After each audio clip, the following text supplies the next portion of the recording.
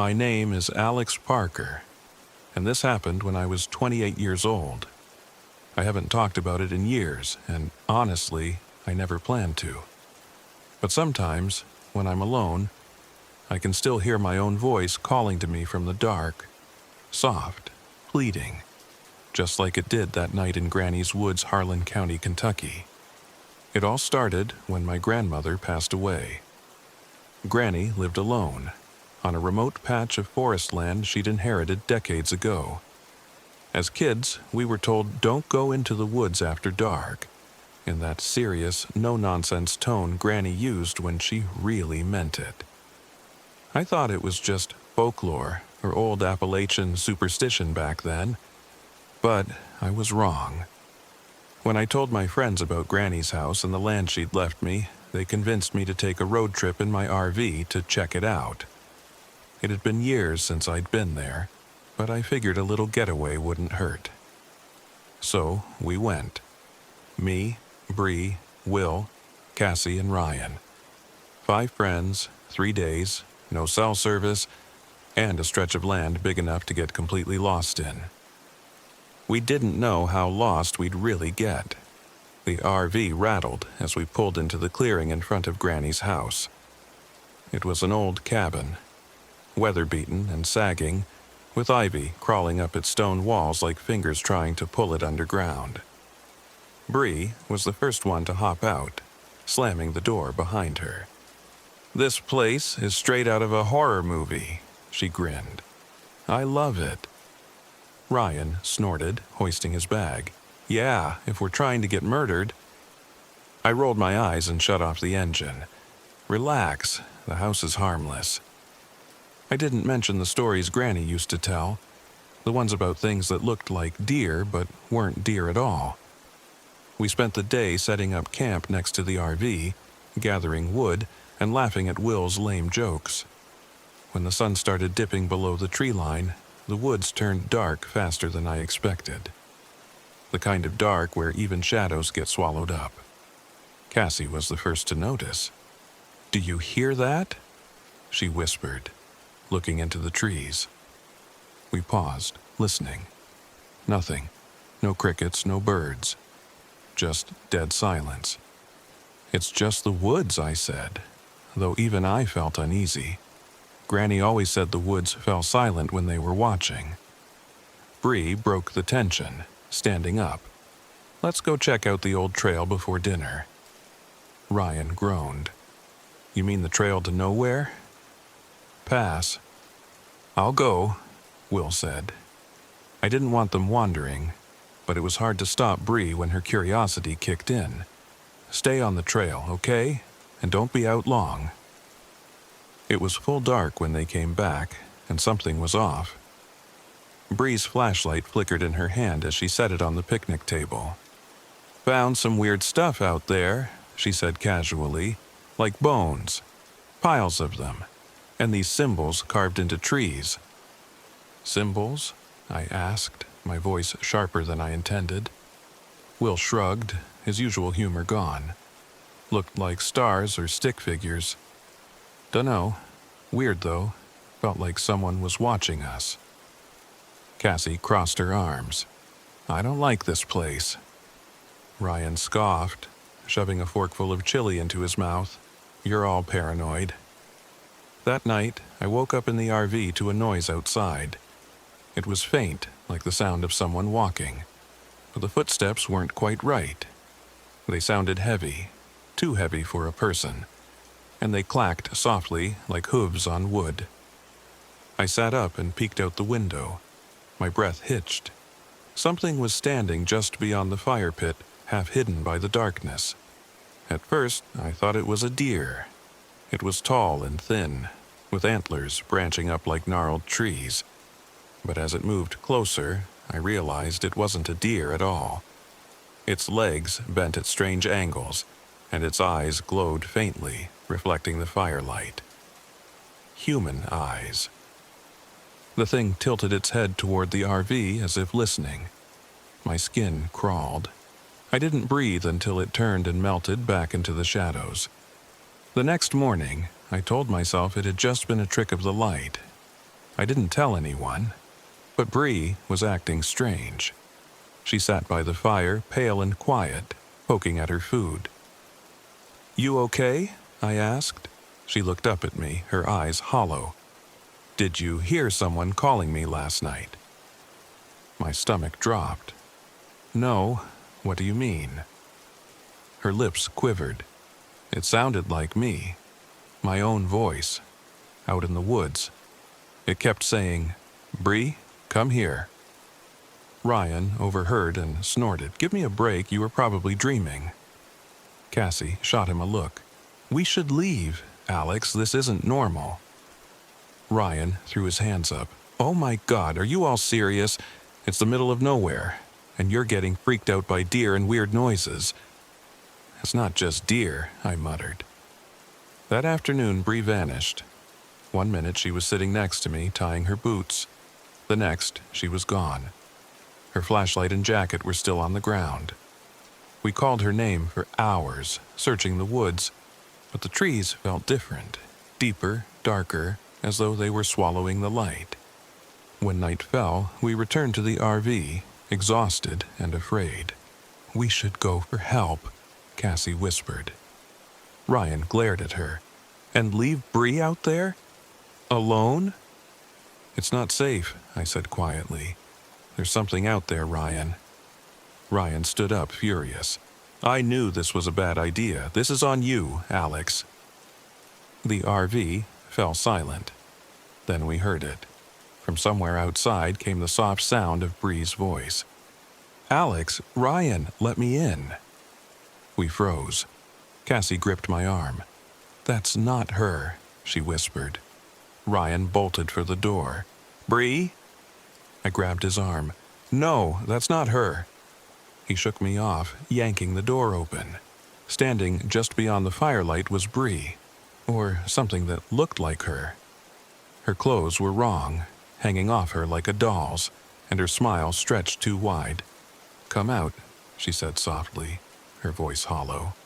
Ryan stumbled back. "What the hell?" Her head tilted to the side, jerking, unnatural.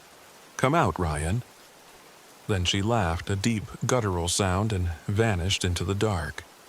The RV shook that night.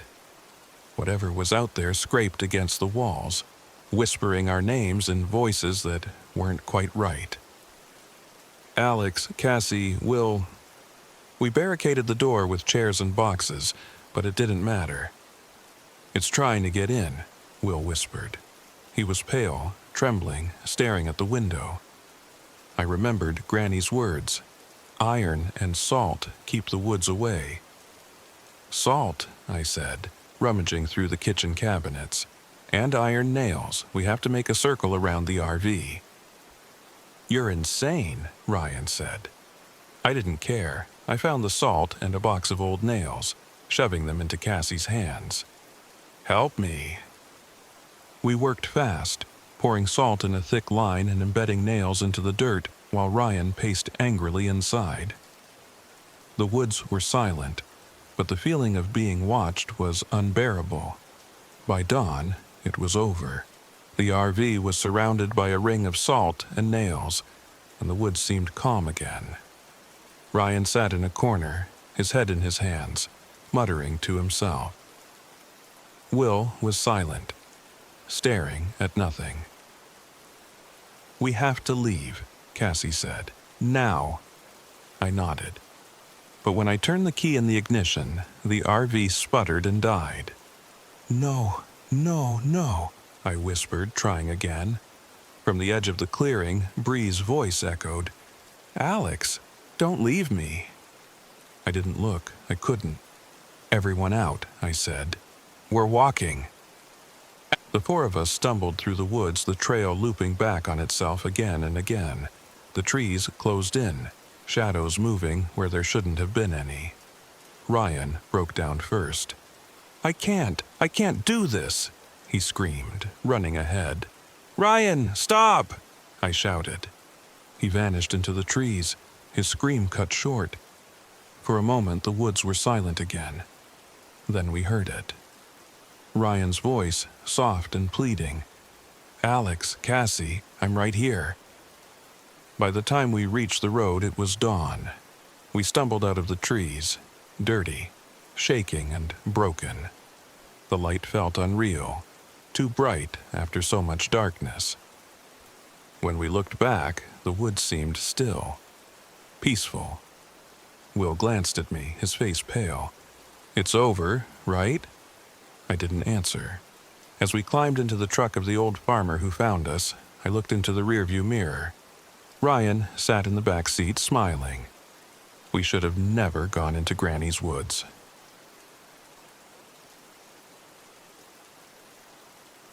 My name is Clara Hensley, and this happened when I was 35 years old.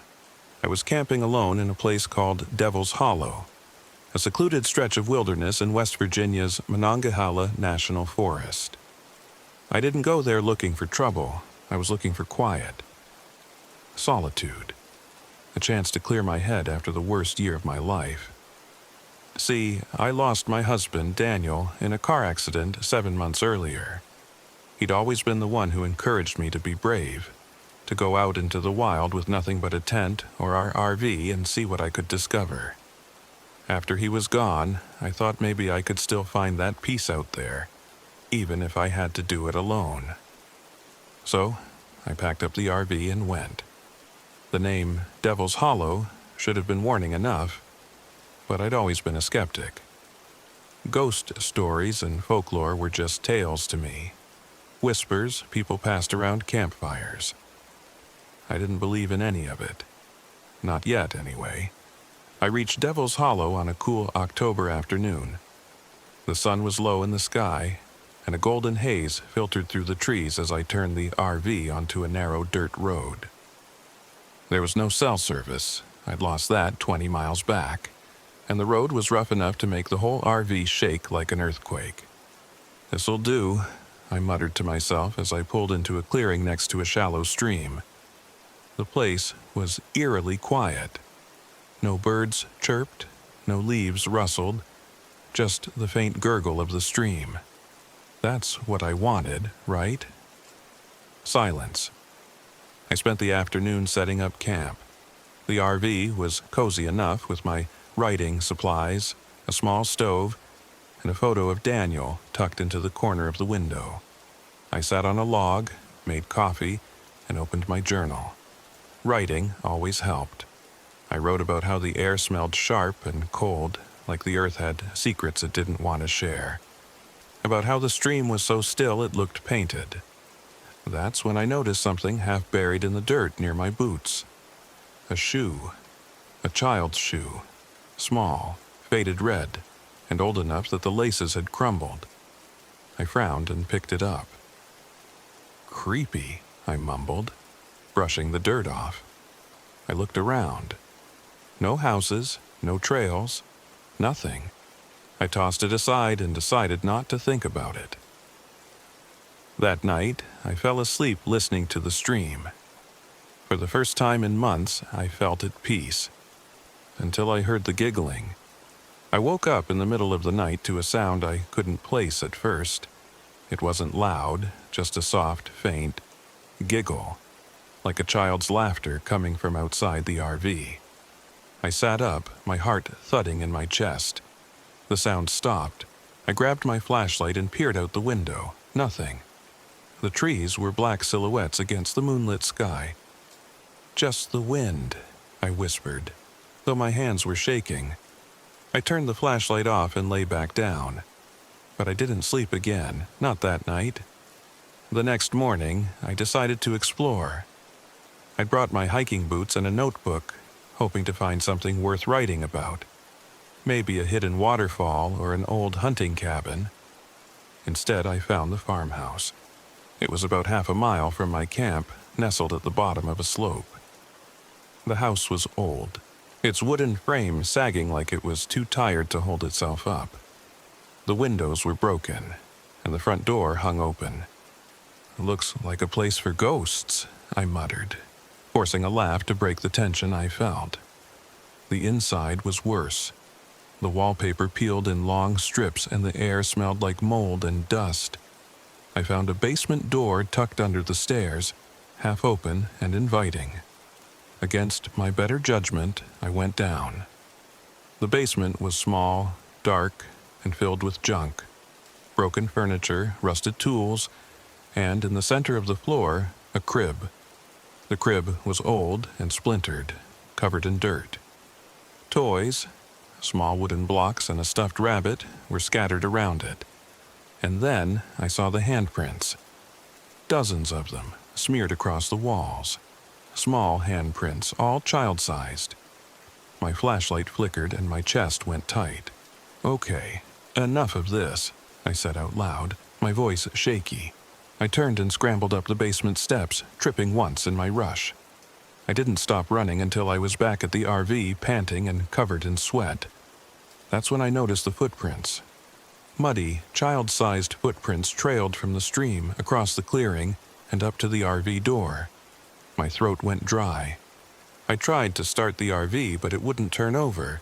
I twisted the key again and again until the engine sputtered and died.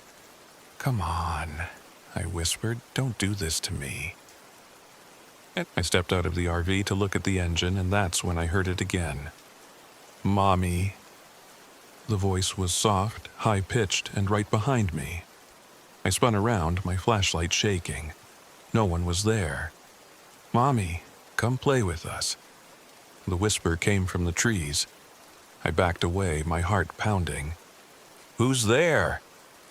The only response was a burst of laughter, light and childlike but wrong, like it was being spoken through gritted teeth. That night, I locked myself in the RV. I closed all the curtains, checked the doors twice, and clutched Daniel's pocket knife in my shaking hands. The laughter started at midnight. It came from all around me, outside the RV. I could hear little feet running, circling the vehicle. "Mommy, we're so lonely." I covered my ears, rocking back and forth. "They're not real. They're not real." Then the RV shook. I heard something clawing at the walls, small, scraping sounds that made my skin crawl. Footsteps pitter-pattered on the roof, and then the giggling stopped. The silence was worse. I turned my flashlight on and glanced at the window. A face stared back at me. It was a child. A little girl with tangled hair and hollow black eyes. Her face was pressed against the glass, her mouth stretched into a jagged smile. I screamed and stumbled back. When I looked again, she was gone. By morning, I'd had enough. I grabbed my things, ready to hike out of Devil's Hollow if the RV wouldn't start. But the woods didn't look the same. The trail I'd come in on was gone, replaced by endless trees. I walked for hours, circling back to my campsite again and again, as if the forest was folding in on itself. Finally, I gave up and sat on a log, my head in my hands. That's when I noticed it. A small, muddy doll sitting at my feet. I picked it up slowly. Its eyes were black buttons, its mouth stitched into a crooked smile. Behind me, a twig snapped. "Mommy." I turned slowly, my flashlight shaking. There they were, dozens of them. Pale children with black eyes, grinning and holding hands. They stepped closer, their bare feet silent on the leaves. I backed away, clutching the doll. "You're not real. You're not real." The children tilted their heads in unison. "Stay with us. We're so lonely." They lunged. I don't remember running. I don't remember how I got back to the RV, but I did. The engine roared to life on the first try, and I floored it. I didn't stop driving until the trees thinned and the sky opened up. I pulled over on the side of the road hours later, shaking and crying. When I turned to grab my bag, I froze.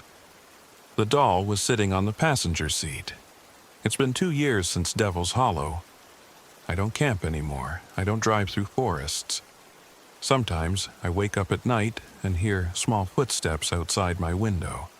And sometimes when I'm alone, I swear I hear them whispering, "Mommy, come play with us."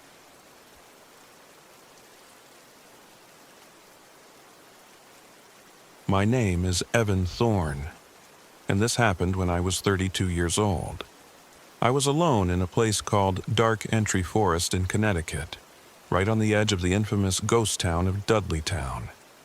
If you've heard of the place, you probably know the stories. The curse, the disappearances, the madness. People call it one of the most haunted forests in America. I didn't go there on a dare or because I believed in ghosts. I went because I thought I could make a good podcast episode out of it. I run a show called Strange Truths, where I investigate urban legends and haunted places.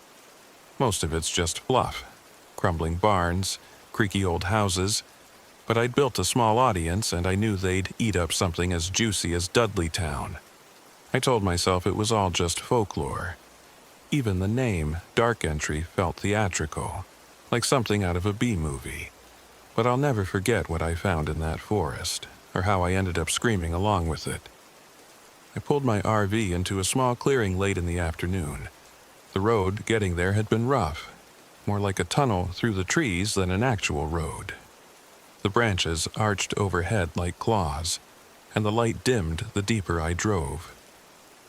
The clearing was quiet, too quiet. No birds, no rustling leaves, just stillness.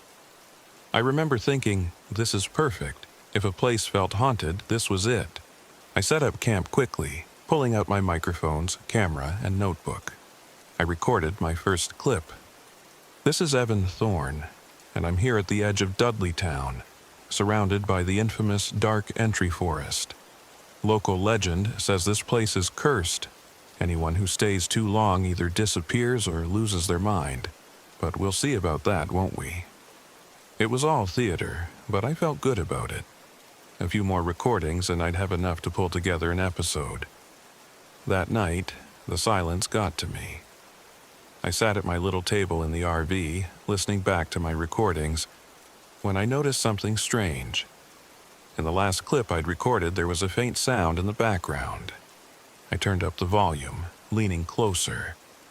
It was distant, but unmistakable. A scream. I pulled off my headphones, my heart pounding. It wasn't a human scream, it was long, shrill, and strange, like a mix of an animal and a person. I shook it off, probably just wind, I thought. Or maybe a fox. Foxes scream, right? I said aloud, trying to comfort myself. I locked the RV doors that night and left the light on as I slept. The next day, I hiked deeper into the forest to find what was left of Dudleytown. The ghost town wasn't much. A few crumbling stone walls, overgrown foundations, and mossy remnants of something that used to be homes. As I walked, the forest felt wrong. I can't explain it. The air was heavy, the light dim even though the sun was out. Every so often I swore I heard whispers. I'd turn around and no one was there. Then I saw the carvings. The trees had symbols etched into their bark. Spirals, circles, and stick-like figures. Some were fresh, like someone had just carved them. Others were older, as though the trees had tried to swallow them back into the wood. This is incredible, I murmured into my recorder. There are symbols carved into the trees here. No idea how old they are, but it's clear someone, maybe generations of people, has been leaving marks here. My voice sounded too loud, like I was disturbing something. I tried to ignore the prickling feeling on the back of my neck. I stumbled on a small clearing just before dusk. At first, I thought it was a natural meadow, until I noticed what was scattered across the ground. Stones. Gravestones. There were about a dozen, all small, unmarked, and cracked. Some had been knocked over, others leaned at crooked angles, half buried under leaves. I bent down to take a photo. That's when I noticed the tree roots. They snaked over the graves like they were clutching them, and for a split second I thought they looked like fingers. Then the whispering started again, louder this time. My name. Evan? I froze. The voice was soft, faint, but close. Hello, I called out, spinning around. Is someone there? Silence. I backed away, my heartbeat thudding in my ears. I turned on my flashlight and started heading back toward camp, but the path seemed different, like the trees had shifted while I wasn't looking. The light from the sun was nearly gone, and everything felt darker. That night, back at the RV, I reviewed my recordings from the day. I didn't want to think about the voices, the gravestones, or the symbols. I just wanted something to anchor me back to reality. The audio made me freeze. In every clip, behind my voice, there was a low, faint sound, like someone breathing. The last clip, the one where I'd spoken about the gravestones, was worse. The whisper was louder, clearer, and it was saying my name. "Evan, stay with us." I ripped off the headphones and shut my laptop. "No," I whispered, "no way."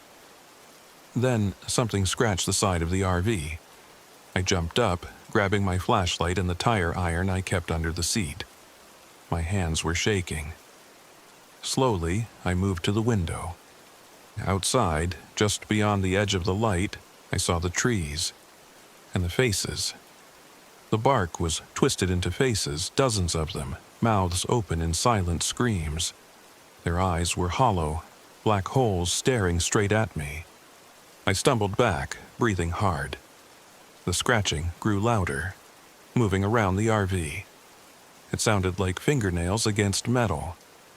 I locked myself in the bathroom, clutching the tire iron like a lifeline, and prayed for morning. By dawn, the scratching had stopped. My hands were trembling as I started the RV, muttering, "Come on, come on." The engine wouldn't turn over. I climbed out, hoping I could fix the problem. And that's when I saw the symbols. Someone, or something, had carved the same spirals and figures into the RV's exterior. The roof, the doors, even the windshield. I backed away, my breath coming in short gasps. "Okay," I whispered, "I'm leaving now." I grabbed my backpack, stuffed in water and a flashlight, and started walking back toward the road. I didn't care if I had to hike 20 miles to civilization. I just needed to get out. The forest wouldn't let me go. I walked for hours, but the path kept turning back on itself. The carvings on the trees followed me, growing more twisted and elaborate. The whispers were constant now, voices overlapping, pleading, laughing, crying. By late afternoon, I was in a clearing again. The same clearing. I fell to my knees, shaking. I heard them coming before I saw them. The trees groaned, bark splitting like flesh. The faces emerged from the trunks, hundreds of them, mouths opening, screaming without sound.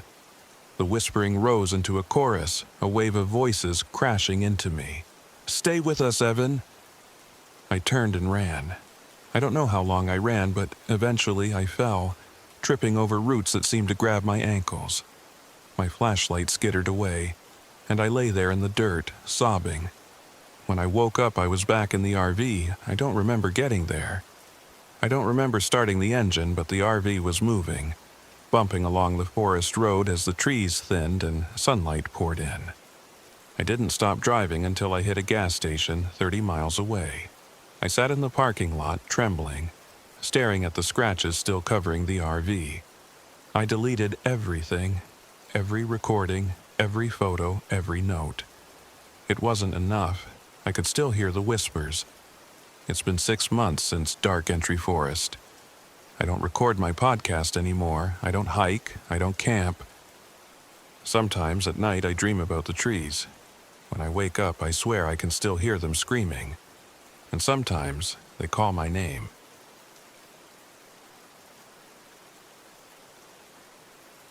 My name is Jenna Parker, and I'm 26 years old. I swear to you that what I'm about to tell you is real, though no one really believes me, except Lucas. And even then, we don't talk about it. We can't. It happened last October in the Dolly Sods wilderness of West Virginia, one of the most remote places you could find in the Monongahela National Forest.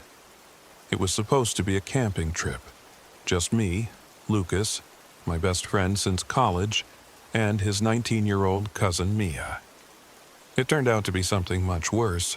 We had taken Lucas's old RV up the winding gravel road into the wilderness that morning. The air was heavy with a chill, the kind of autumn cold that made the world quiet. Leaves littered the ground in shades of rust and crimson, and the trees, twisted from years of wind, loomed over us like sentinels.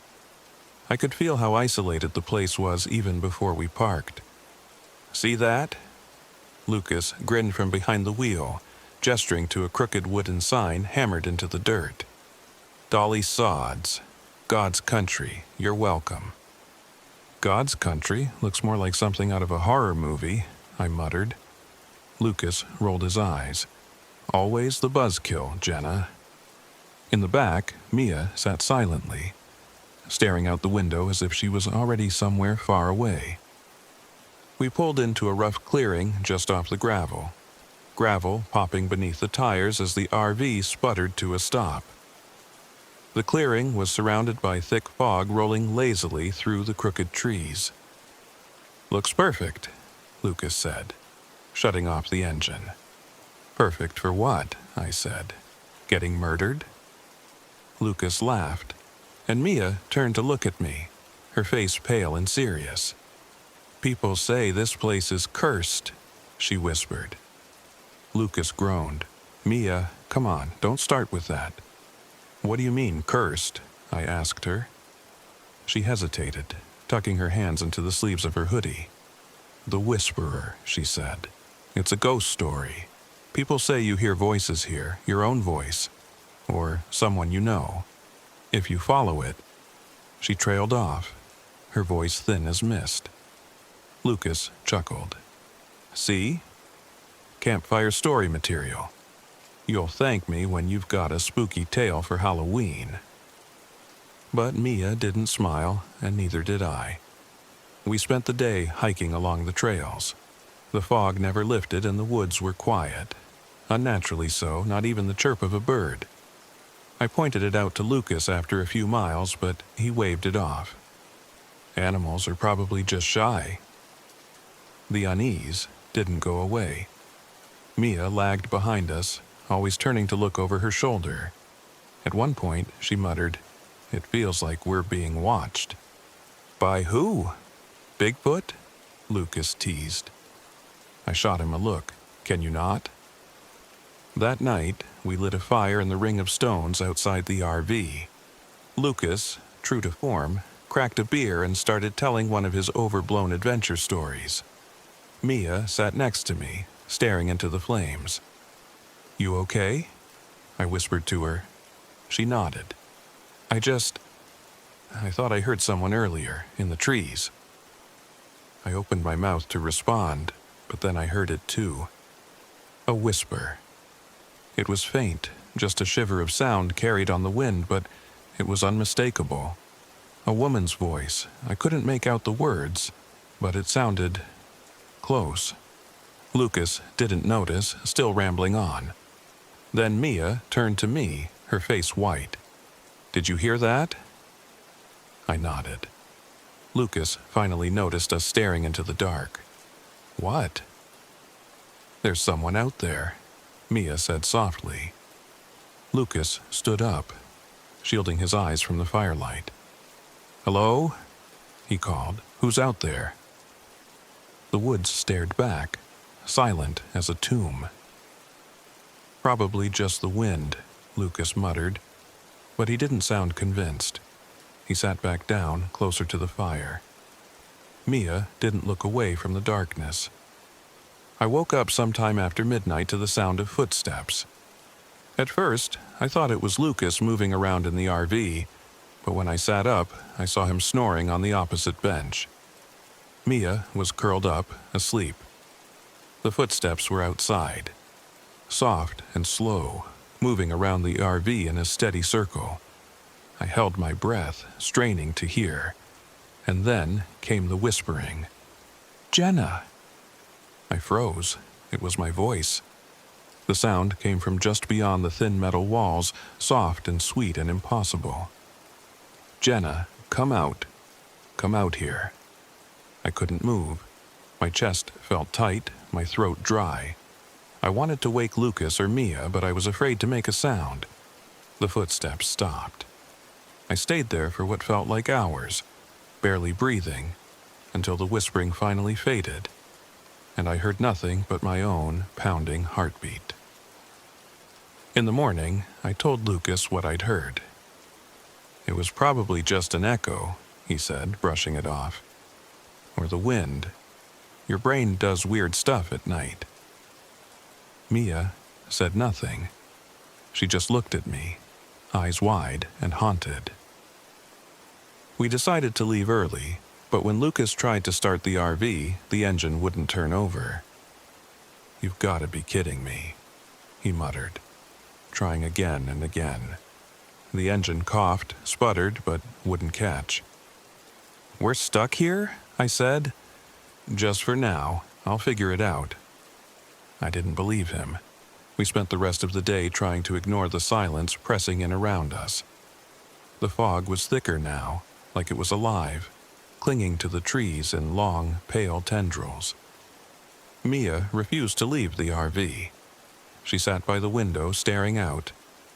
"Jenna," she said quietly at one point, "I think something's wrong with Lucas." "What do you mean?" "He went to get firewood. He's been gone a long time." I looked outside. She was right. Lucas had been gone for over an hour. "Mia, stay here," I said. I grabbed my jacket and went into the fog, calling his name. "Lucas?" My voice echoed strangely. Too close. "Jenna?" I froze. It was Lucas's voice, far off to the left, but something about it was wrong. The tone was flat, hollow. "Jenna, come here." I took a step back. "Lucas?" "Come closer." The figure appeared out of the fog then. It looked like Lucas, but the way it moved, jerky, too fast, made my stomach twist. Its face was blank, stretched like wet clay, but it smiled. I ran. When I stumbled back to the RV, Lucas was already there, standing outside. "Where the hell were you?" he snapped. "Where was I?" I screamed. "Where were you?" He frowned. "I was right here." "Jenna, what's wrong?" Mia was crying inside, her face buried in her hands. "It's not him," she said through sobs. "It's not Lucas." "What the hell is she talking about?" Lucas said, looking at me. But I didn't know anymore. That night, we barricaded ourselves inside the RV. The whispers came back.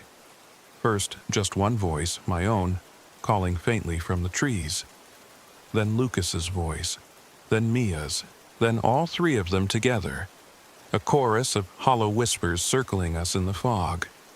The RV shook, rattling violently as if something was trying to get in. "Jenna," Lucas said, panicked.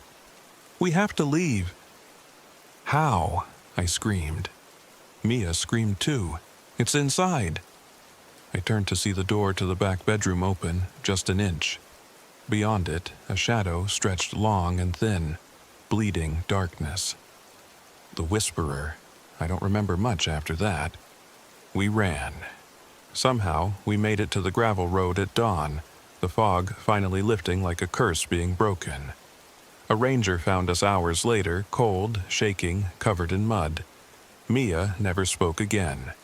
She just stopped talking. Lucas won't tell anyone what happened, neither will I. But sometimes at night, I hear my name whispered from the woods outside my window, and I know she's still out there, waiting.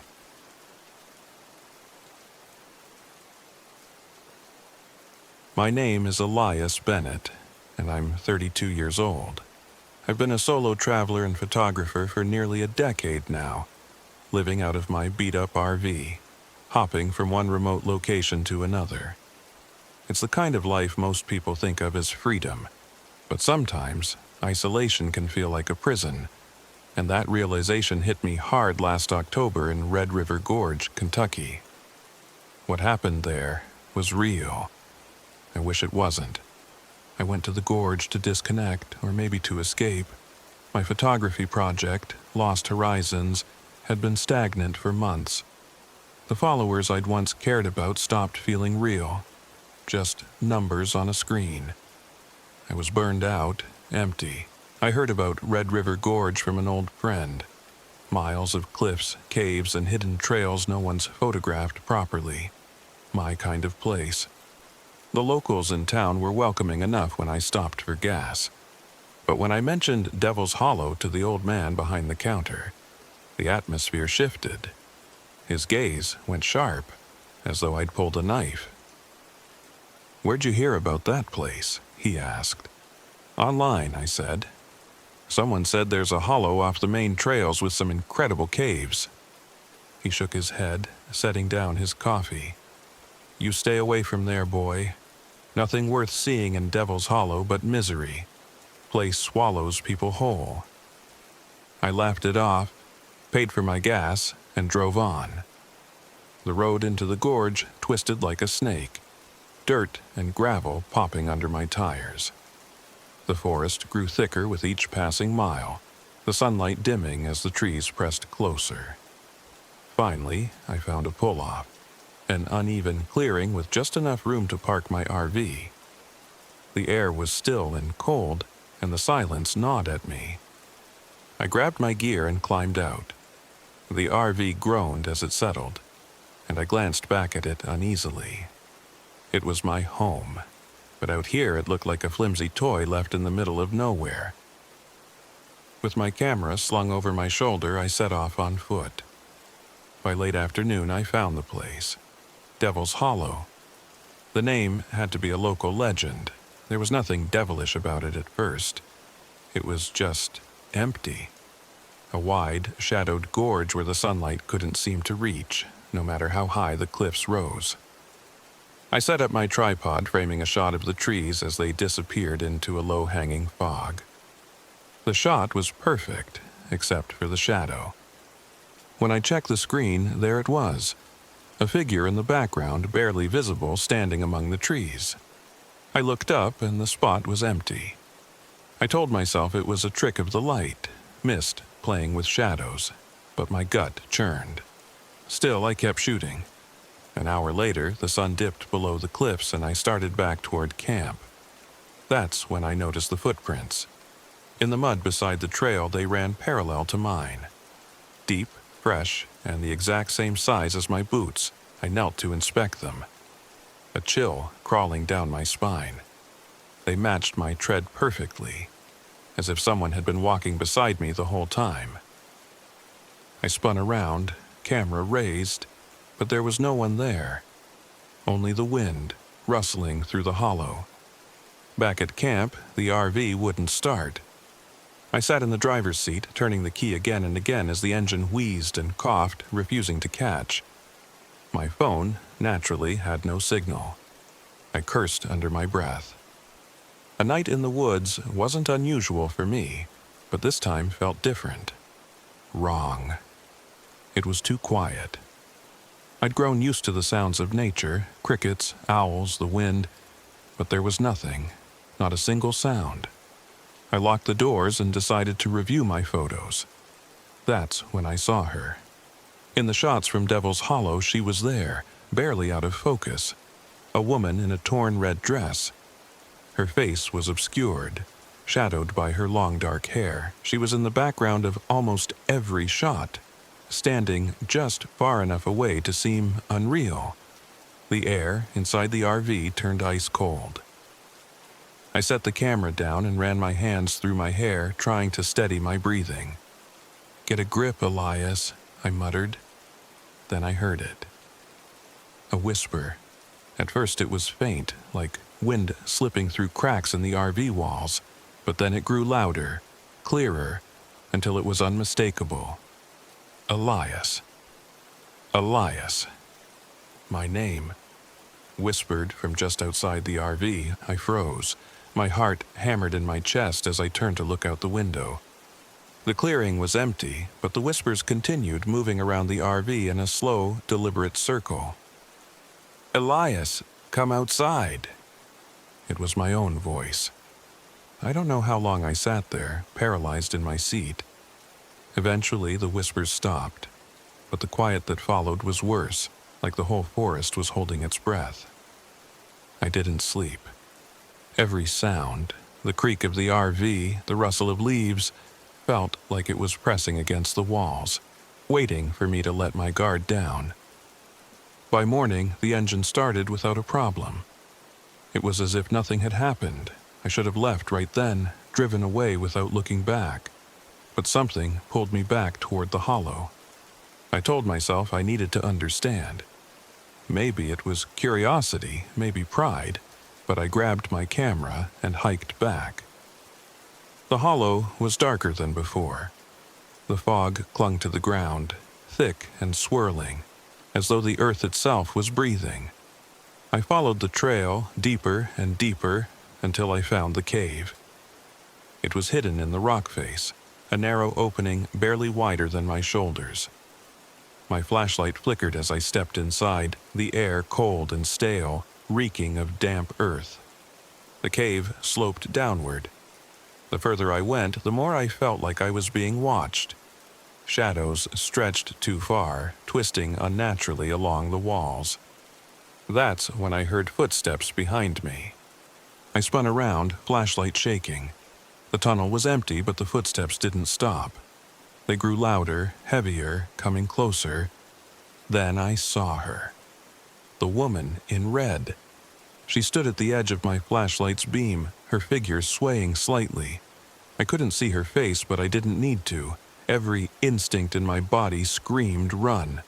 I turned and bolted, flashlight bouncing wildly as I tore back up the tunnel. The whispers followed me. My voice, overlapping, distorted, filling the air. "Don't leave me, Elias. Come back." I stumbled out of the cave and into the fog, gasping for air. My camera was gone, lost somewhere in the dark, but I didn't care. I ran through the hollow back toward the camp, branches snapping around me as the whispers grew louder, angrier. When I reached the RV, the engine roared to life the moment I turned the key. I slammed it into drive, tires spinning as I peeled out of that clearing, gravel spraying behind me. As I sped down the dirt road, I glanced in the rearview mirror.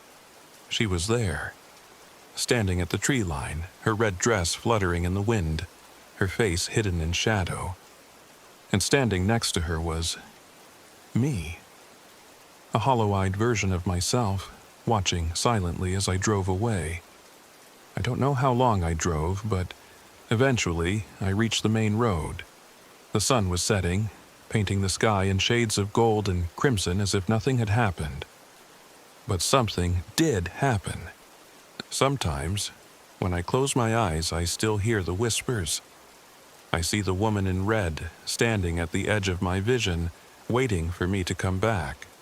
And sometimes, when I look into a mirror, I wonder which version of me is staring back.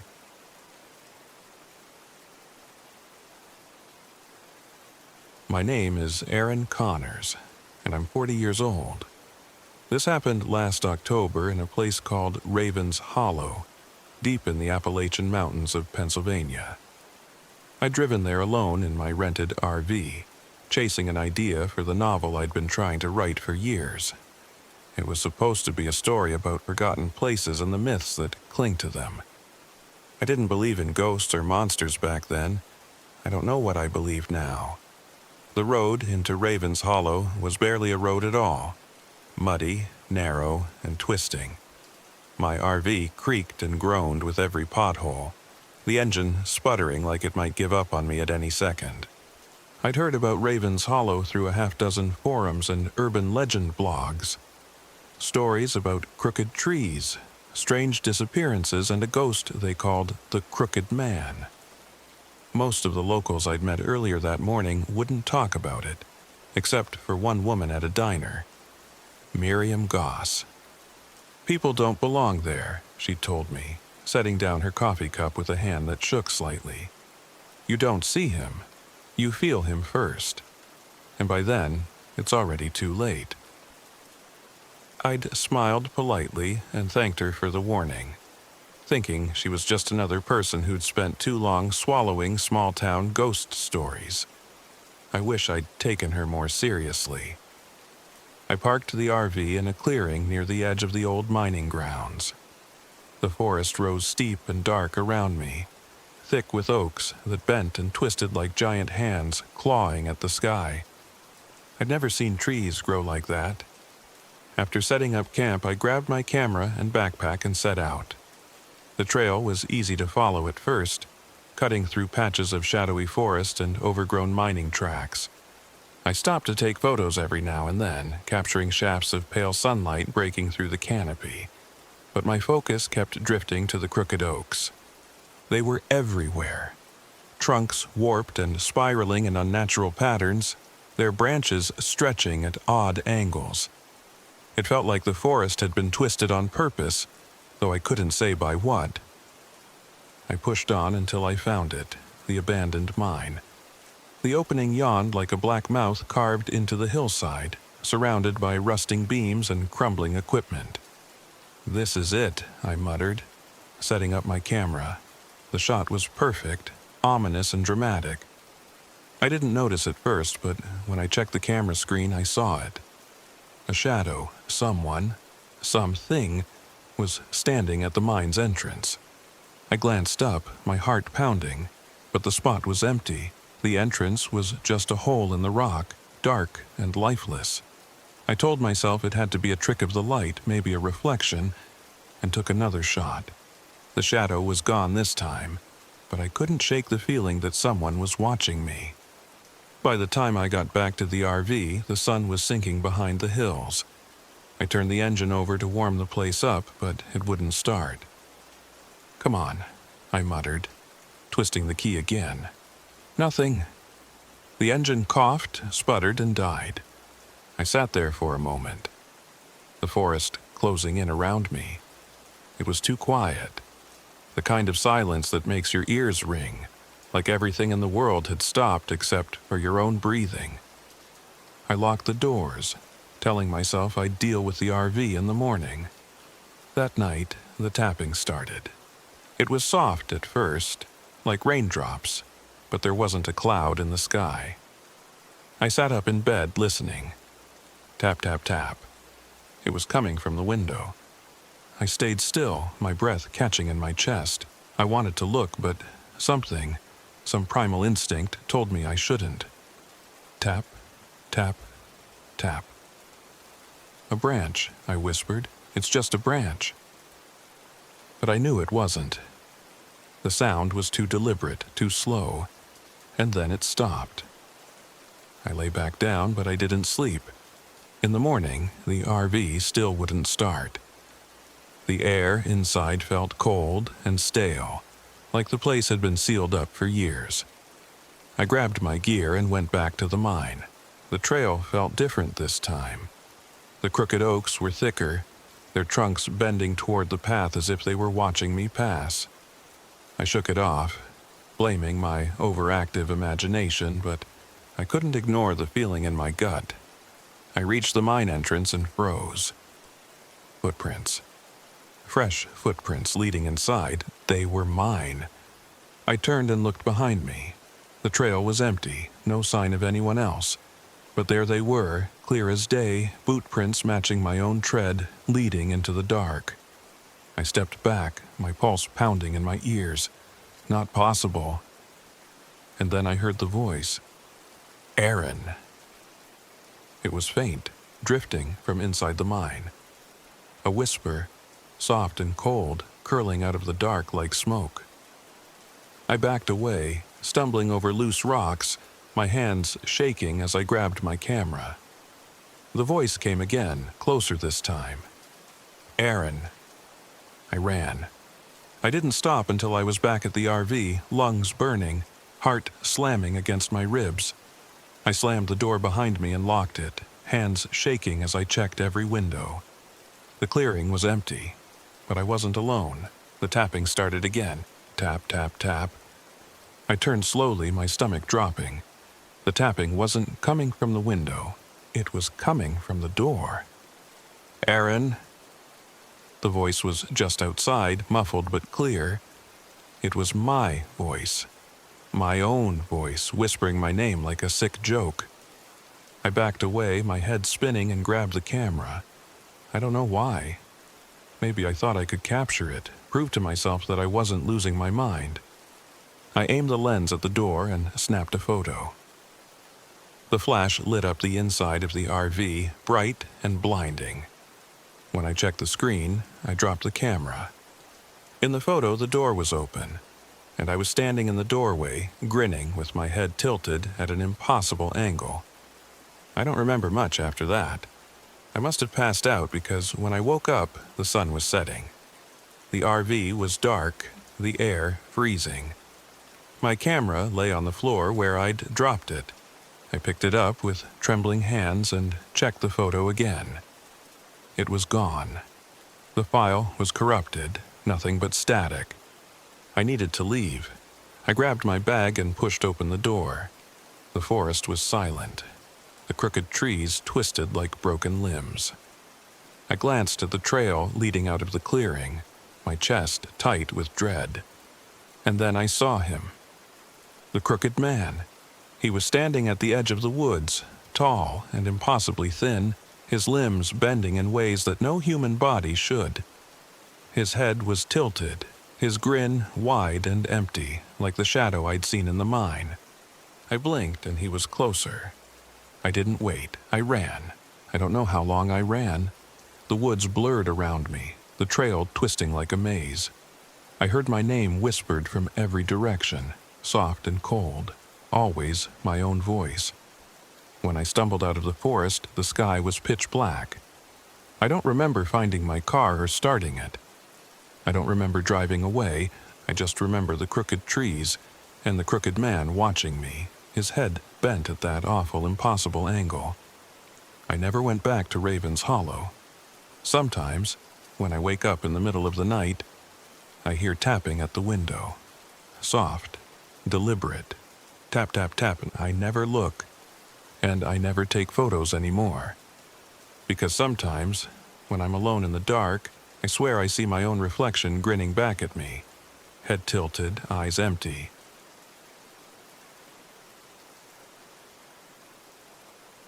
My name is Ethan Langley. I'm 31 years old, and this happened in the Bear Heaven campground deep in the Monongahela National Forest in West Virginia. I've always loved the wilderness. Quiet places where the world feels untouched and forgotten. So when I heard about Bear Heaven, a remote campground tucked into the West Virginia hills, it felt perfect. A weekend getaway, me, my girlfriend Claire, and my two oldest friends Rob and Jamie. Just us, a hiking trail, and miles of nothing. I should have known better. The drive took half the day, and by the time our RV rumbled up the gravel road into Bear Heaven, the sun was already slipping behind the dense Appalachian tree line. The place was beautiful. Isolated, quiet, a slice of wilderness paradise, but there was something off about it too. I chalked it up to nerves. The forest seemed too still, as though the trees were holding their breath. "You sure there's a campground here?" Jamie grumbled as we parked in a clearing. He was the kind of guy who only went camping because his friends dragged him along. His curly hair was already damp with sweat, and he fidgeted with his sleeves. "This is it." Rob, on the other hand, couldn't stop grinning. Broad-shouldered and loud, he lived for these trips. No neighbors, no cell service, no problem. Just us and nature. Claire shot me a look as she hopped out of the RV. Her dark hair fell into her face, but I could still see her frown. "It's too quiet here," she muttered. "Where are the birds?" I ignored the unease crawling up my spine. Let's set up before dark. We worked fast, unloading gear, lighting a fire, and settling into the chill of the evening. Night fell quickly here. The darkness seemed heavier than it should have been, pressing in on our little bubble of firelight. We sat around the flames with beers in hand, the orange glow dancing across our faces. Rob was in his element, telling stories about how this forest was full of Appalachian legends, skinwalkers, ghost witches, you name it. Jamie laughed nervously, but Claire wasn't amused. "Don't start with that crap, Rob," she said, tossing a stick into the fire. "Not tonight." Rob grinned wider. "What, you scared?" "Nah." She rolled her eyes, but I could see her glancing into the dark. I felt it too, that presence, like we weren't alone out here. The fire crackled. Somewhere, off in the distance, a faint whistle drifted through the trees. All of us froze. "Did you hear that?" Jamie whispered. Rob scoffed. "It's probably an animal. Relax, man." But the whistle came again, closer this time. It didn't sound like an animal. It sounded like a person. Low, slow, and deliberate. Claire shivered. "That's not an animal, Rob." "Just some hiker messing around," I said, trying to calm them. "We're fine." Still, I felt like I was lying. By midnight, we'd retreated to the RV. I slept in the front with Claire beside me, Jamie on the bench seat across, and Rob snoring at the back. Outside, the forest loomed, black and endless. Somewhere in the night, I woke up to the sound of footsteps circling the RV. At first, I thought it was Rob. Maybe he got up to piss, but then I realized the footsteps weren't steady. They were slow and deliberate, as though someone was dragging their feet through the dirt. "Ethan," Claire whispered. She was awake, staring at me with wide eyes. "Do you hear that?" I nodded, my throat dry. The footsteps stopped right outside Claire's window. We didn't dare look. The fire had burned low, and whatever was out there stood just beyond the dim light, breathing faintly. Then it whistled. The sound was so close it rattled in my skull. A high-pitched note that sounded almost like someone mimicking a bird call. Almost. We lay there frozen, listening to whatever it was shuffle off into the dark. The next morning, Rob acted like nothing happened. Claire and Jamie were on edge, but Rob insisted we go on a hike. Come on, we didn't drive all the way out here to sit around. Reluctantly, we followed. Rob had an old map of the area, and halfway into the hike he decided to take a shortcut to a scenic overlook. The trail faded, and soon we were pushing through underbrush, branches clawing at our clothes. "This is stupid," Jamie muttered. "We're going to get lost." "Relax, it's just up ahead," Rob called over his shoulder. We hiked for hours. The sky turned overcast and the forest grew darker, as though the trees themselves were closing in. It wasn't until Claire grabbed my arm that I realized what had been bothering me. "Do you hear that?" she whispered. I stopped and listened. Nothing. No birds, no insects, just silence. "I think we should head back," I said. "No way," Rob argued. "We're almost there." "Almost where, Rob?" Claire snapped. "We've been walking in circles." Jamie pointed to the ground. "Look at that." We turned. There, in the mud, were footprints. Not ours, these were bigger, wider, and sunken deep, like something heavy had passed through. "That's probably a bear," Rob muttered, but his voice cracked. The whistling started again, soft and faint, somewhere to our left.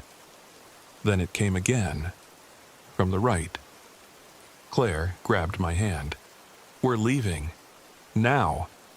We turned back, but the whistling followed us. It came from all directions, as though something was moving with us, circling just beyond the trees. By the time we stumbled back into camp, the sun had set, and we were soaked in cold sweat. Jamie refused to leave the RV again, and Claire didn't argue. Rob sat by the fire, quiet and pale. "Sorry," he muttered. "I shouldn't have taken us off trail." None of us responded. That night, the whistling returned. It circled the RV, soft and constant. Then came the footsteps. Claire and I sat up, holding each other as we heard 2 sets of feet. "Rob?" Jamie whispered.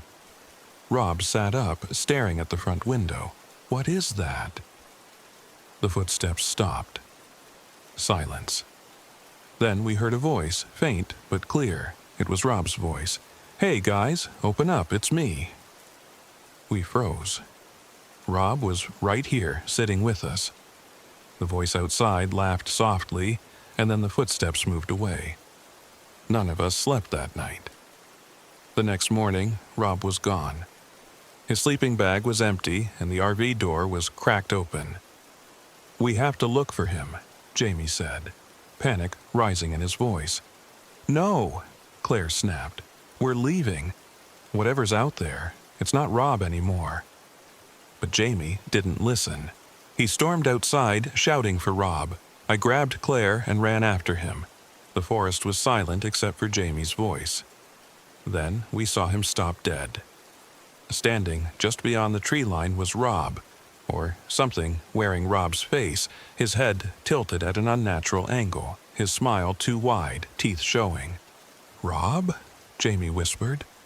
The thing opened its mouth and whistled. Jamie screamed and we ran. We sprinted back to the RV, adrenaline pumping. Claire and I piled in, locking the doors. Jamie stumbled after us, his face white as paper. "We have to go!" Claire yelled. I turned the key and the engine sputtered but wouldn't start. Outside, shapes began to gather in the trees. Tall, lanky figures with distorted limbs, their faces wrong. Some of them looked like Rob. Others looked like us. The whistling grew deafening. I grabbed a lantern, lit it, and tossed it out the door. Fire flared in the grass, and the figures scattered, their whistles turning to shrieks. Claire and Jamie screamed as I slammed the door shut and tried the ignition again. The RV roared to life. I gunned it, tearing down the dirt road, branches scraping the sides. Claire turned to look out the back window and went pale. "What?" I shouted. "There's someone waving at us." I glanced in the mirror.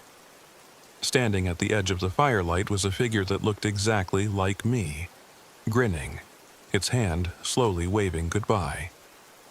We didn't stop driving until we reached a gas station hours later. None of us spoke. When the rangers went back to check Bear Heaven, they found our campsite, our fire pit, and Rob's torn sleeping bag, but no sign of him. Sometimes, when I wake up at night, I still hear the whistling, and I wonder if it's waiting for me to come back.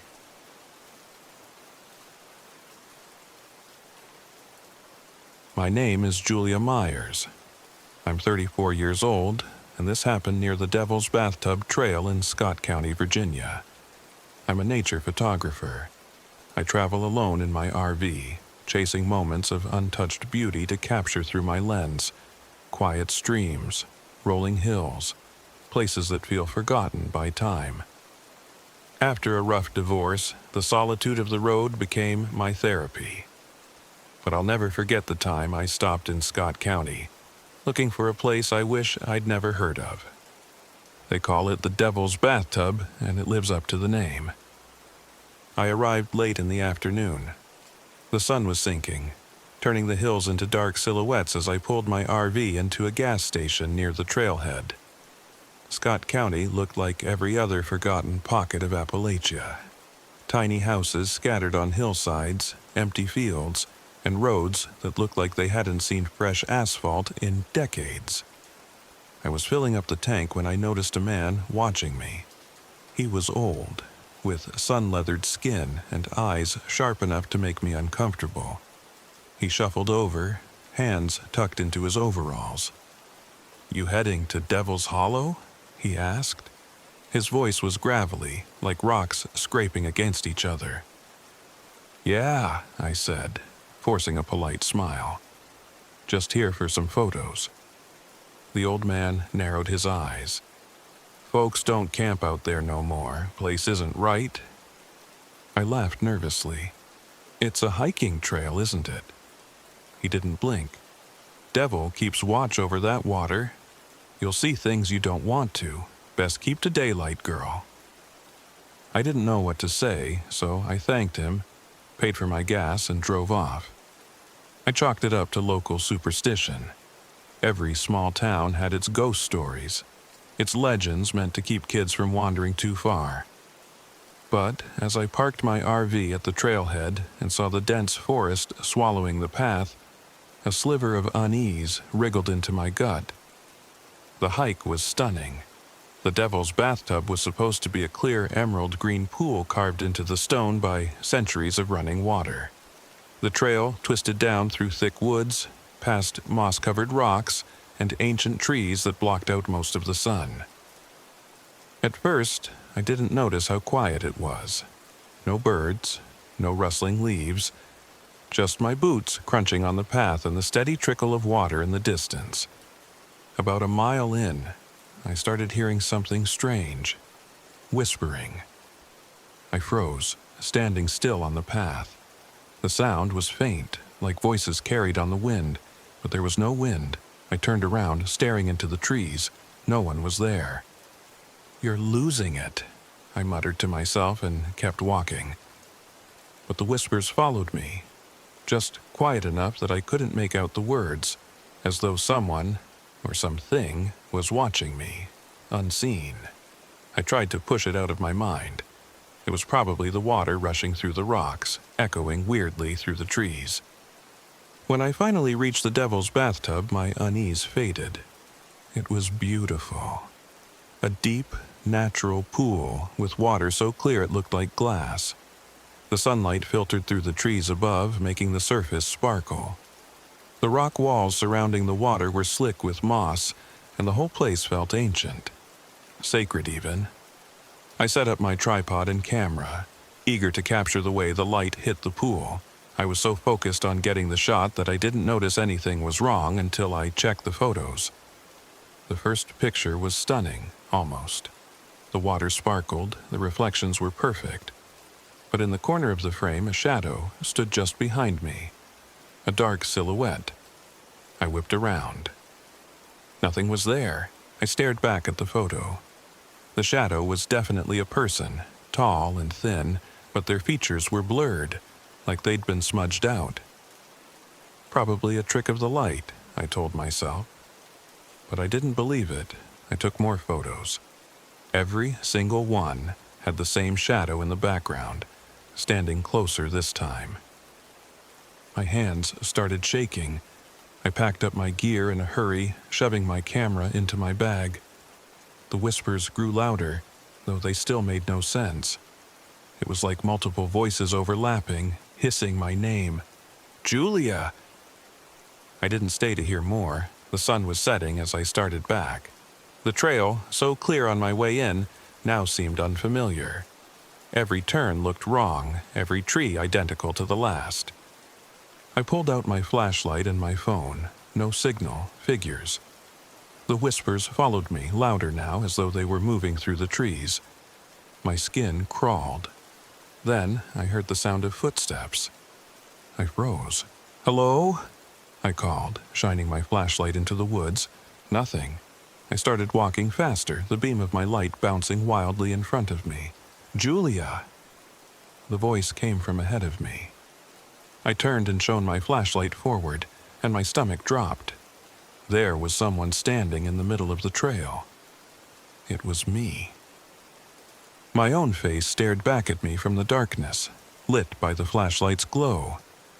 But it wasn't right. The smile stretched too wide, the eyes too black. I stumbled backward, my heart thundering. What? What the hell? The thing tilted its head, its smile spreading wider. It whispered my name again, but this time it sounded like it came from inside my head. I ran. I don't know how long I ran. The trail twisted endlessly and the trees felt like they were closing in on me. I could hear the footsteps behind me, something chasing me, something that wasn't human. Then I saw it, the Devil's Bathtub again. Somehow, I'd looped back to where I started. The pool was dark now, reflecting nothing but blackness. I stumbled to the water's edge, gasping for breath, my flashlight flickering. In the water, I saw my reflection, but it wasn't mine. The shadow stood there, grinning up at me. It lifted its hand slowly and waved. I don't remember much after that. I woke up on the forest floor at dawn, my flashlight dead beside me. My camera bag was empty, the equipment gone. I stumbled back to the trailhead, filthy, shaking, and feeling like something had been ripped out of me. When I reached my RV, the door was open. Inside, everything was untouched except for one thing: my camera, sitting perfectly in the center of the floor. I picked it up, my hands trembling, and checked the photos. They were all gone, except one. It was a photo of me standing at the edge of the devil's bathtub, staring into the camera. But I don't remember taking it. And the person in the photo, it wasn't me. The smile was too wide, the eyes were too black. I left Scott County that morning and never looked back. Sometimes, late at night, I swear I hear whispering outside my RV. I've smashed the camera. I've deleted every last trace of that trip. But it doesn't matter, because every now and then when I look in the mirror I see a shadow behind me, and it smiles.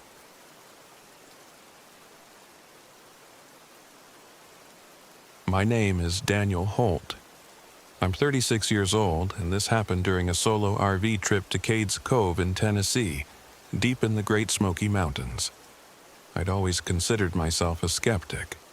I was a freelance writer, focusing on folklore and forgotten histories, ghost stories, old curses, haunted places. The stories sold well, but I never believed a word of them. To me, folklore was a fascinating glimpse into how humans process fear. Nothing more. That changed when I came to Cades Cove. I'd parked my RV at a quiet pull-off along the Loop Road. Cades Cove was a photographer's dream. Golden meadows, rolling hills, and cabins abandoned by settlers over a century ago. I was writing a book about Appalachian folklore and wanted to soak up every bit of history I could find. Before I set out, I stopped at the visitor center to grab a trail map. That's where I met Marcy, a park ranger. She was in her late 50s, with sharp eyes and a weary voice that suggested she'd seen too many careless hikers. "Where are you headed?" she asked, folding her arms.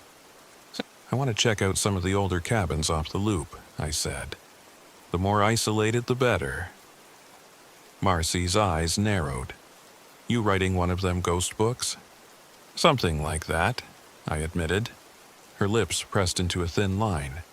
"Stay clear of the old cabin off Mason's Hollow. It's unmarked, but you'll know it if you stumble on it. Folks say it's cursed." "Cursed?" I asked, unable to hide my curiosity.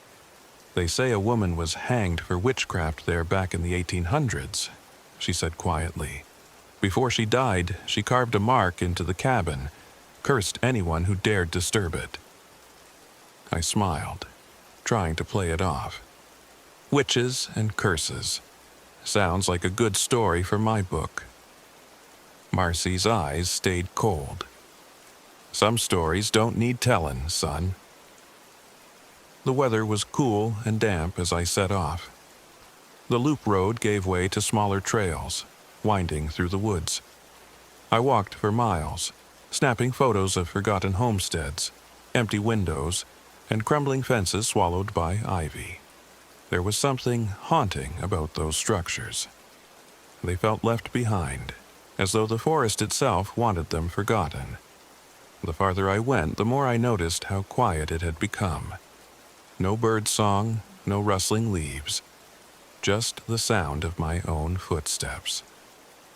By mid-afternoon, I found the trail to Mason's Hollow. It wasn't on my map, but the ground was worn, suggesting that others had come this way. I should have turned back. The cabin appeared as I crested a small hill. It was tucked into the woods, its roof sagging, its walls blackened by time. Unlike the other cabins, this one seemed wrong. The air around it felt heavy, like the weight of 100 unseen eyes pressing against me. The door hung crooked, its surface carved with strange markings, circles lines, and symbols I didn't recognize. Some looked weathered. Others looked fresh. I pulled out my camera. The light here was strange, filtered through the branches above, casting odd shadows across the cabin. I snapped a photo of the door, zooming in on the symbols. As I checked the camera's display, a cold shiver ran down my spine. The image was distorted, as though something had brushed across the lens. A blur of black, like a shadow moving through the frame. "Damn lens," I muttered. I stepped inside the cabin. The inside was worse than the outside. The air was damp and musty, filled with the smell of rot. A small stone fireplace sat in the corner, its mantel blackened with soot. The walls were carved with more of the strange symbols, deep gouges in the wood that seemed to pulse in the dim light. I stepped closer, running my fingers over one of the carvings. It was cold to the touch, unnaturally so. The whisper came from behind me. "Daniel." I spun around, my heart pounding. "Hello?" There was no one there. I swallowed hard, trying to steady my nerves. "You're hearing things," I whispered to myself. "It's just the wind." But there was no wind. The trees outside were perfectly still. I turned back to the symbols, snapping more photos. As I did, I heard it again. A soft, rasping voice that sounded like it came from the walls themselves. "Daniel, help me." My breath hitched. The voice was faint but clear, and it was coming from everywhere. I glanced at my camera screen. The photos were darker now, the symbols bleeding into blackness. Suddenly, I felt cold air on my neck, like someone breathing down my shoulder. I spun around and froze. A figure stood in the corner of the cabin. An old woman, frail and hunched, her black dress hanging like a shroud. Her face was gaunt, her eyes wide and sunken, her mouth twisted into a smile that made my stomach turn. Who are you?" I stammered, stumbling back. She didn't move. "Help me," she whispered again. I turned and ran. I hit the door hard, rattling it in its frame. It wouldn't open. I yanked at the handle, kicked it, threw my shoulder against it, but it didn't budge. Behind me, I heard slow footsteps. The creak of floorboards as the woman moved closer. "Don't leave," she hissed. Her voice wasn't faint anymore. It was sharp and terrible, ringing in my ears like a scream. I turned and saw her advancing toward me, her bony hand outstretched, her face a mask of rage. Desperate, I grabbed the small bundle of wood stacked by the fireplace and threw it at her. She vanished.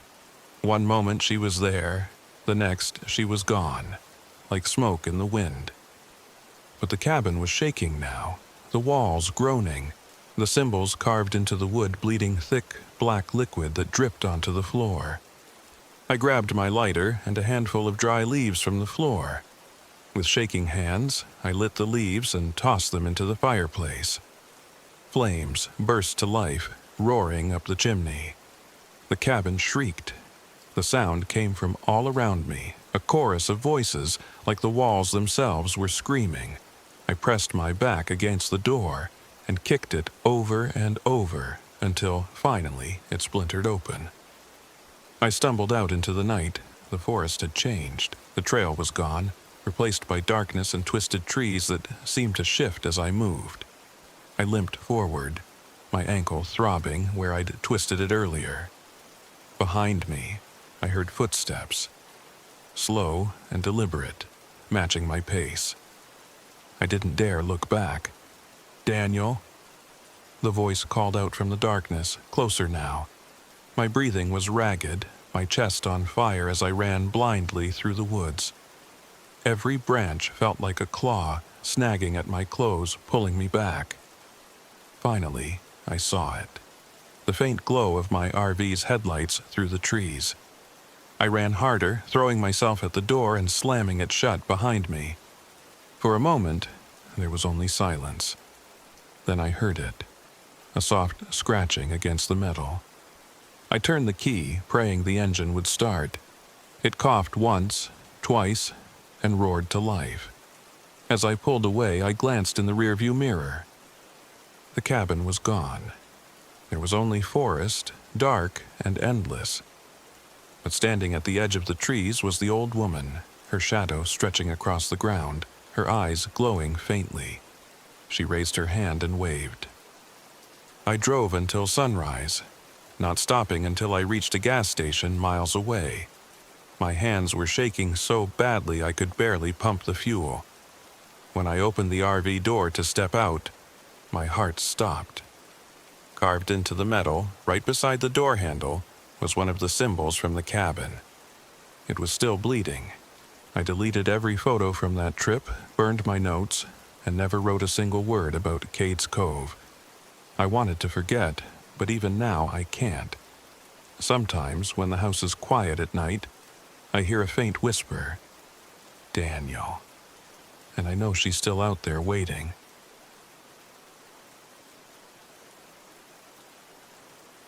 My name is Josh Larkin, and I was 27 when it happened.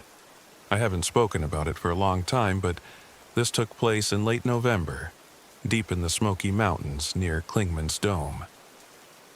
I used to think I was invincible, good with my hands, sharp in the woods, always the guy my friends called when they wanted to rough it.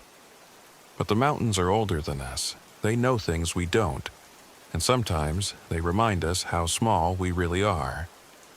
It was supposed to be an off-grid survival trip. Caleb and I had been talking about it for months, a week in the wild, with nothing but a tarp, a knife, and enough food to last a couple of days. No phones, no GPS, just us and the Smokies. Caleb wasn't so sure about the location. Said his grandfather always talked about bad things in those woods, but I laughed it off. Old ghost stories, I said. It's just a week, man. We've handled worse. We parked the RV about a mile from the trailhead. It was an overcast afternoon, the kind where the sky presses low over the trees. Caleb was quiet as we unpacked, staring up at the bare branches like he expected something to jump out. "Don't get weird on me now," I told him, slinging my pack over my shoulder. He forced a grin and muttered something about the wind picking up. I didn't think anything of it then. The first day went smoothly. We hiked about 6 miles into the woods far off the marked trails where no one else would go. I was proud of how deep we'd pushed, just us and the mountain silence. That evening, we set up camp in a hollow beside a small creek. I threw together a fire while Caleb sat with his arms wrapped around his knees, staring into the flames. "Listen," he said, suddenly. "What?" I asked. "Just listen." It was quiet, too quiet. No birds, no rustling leaves, not even the gurgle of water from the creek. It felt like the woods were holding their breath. Caleb's face looked pale in the firelight.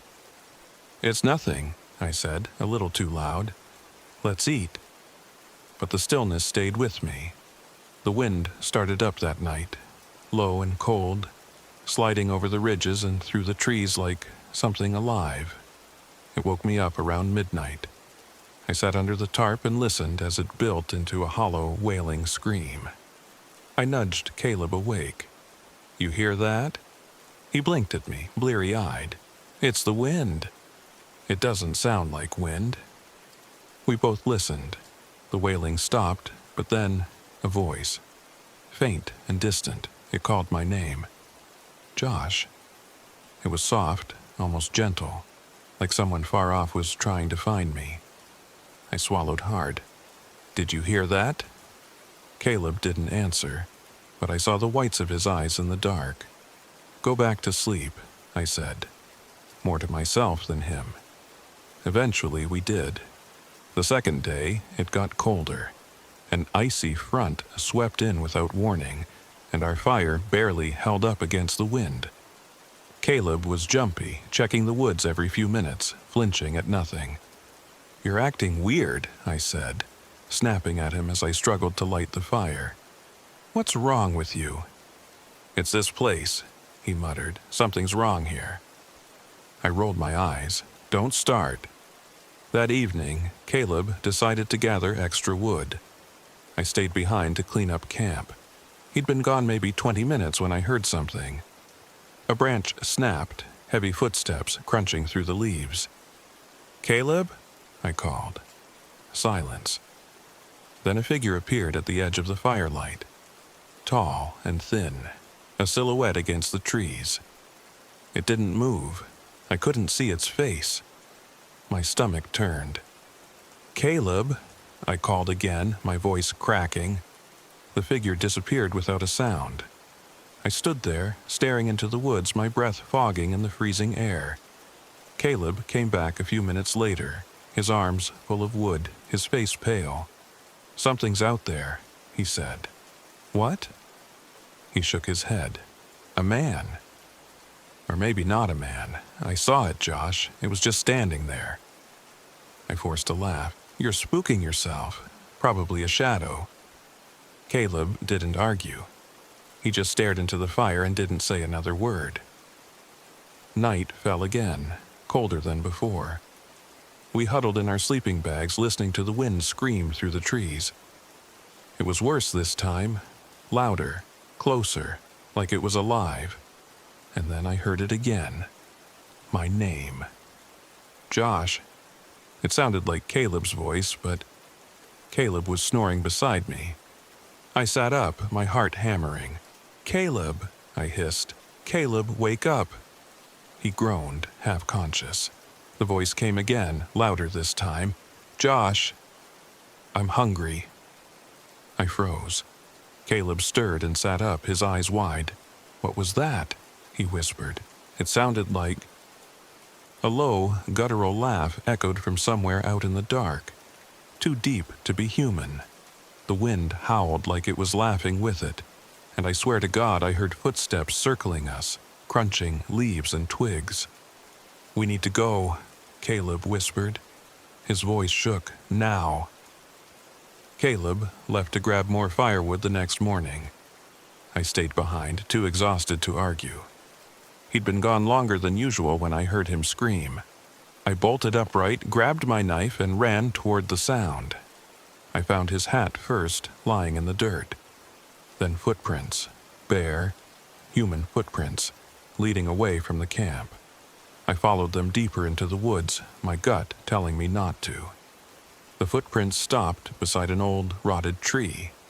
That's where I found him. He was crouched over something, his back to me. His clothes were torn, his skin pale and stretched tight over his bones. "Caleb?" I choked out.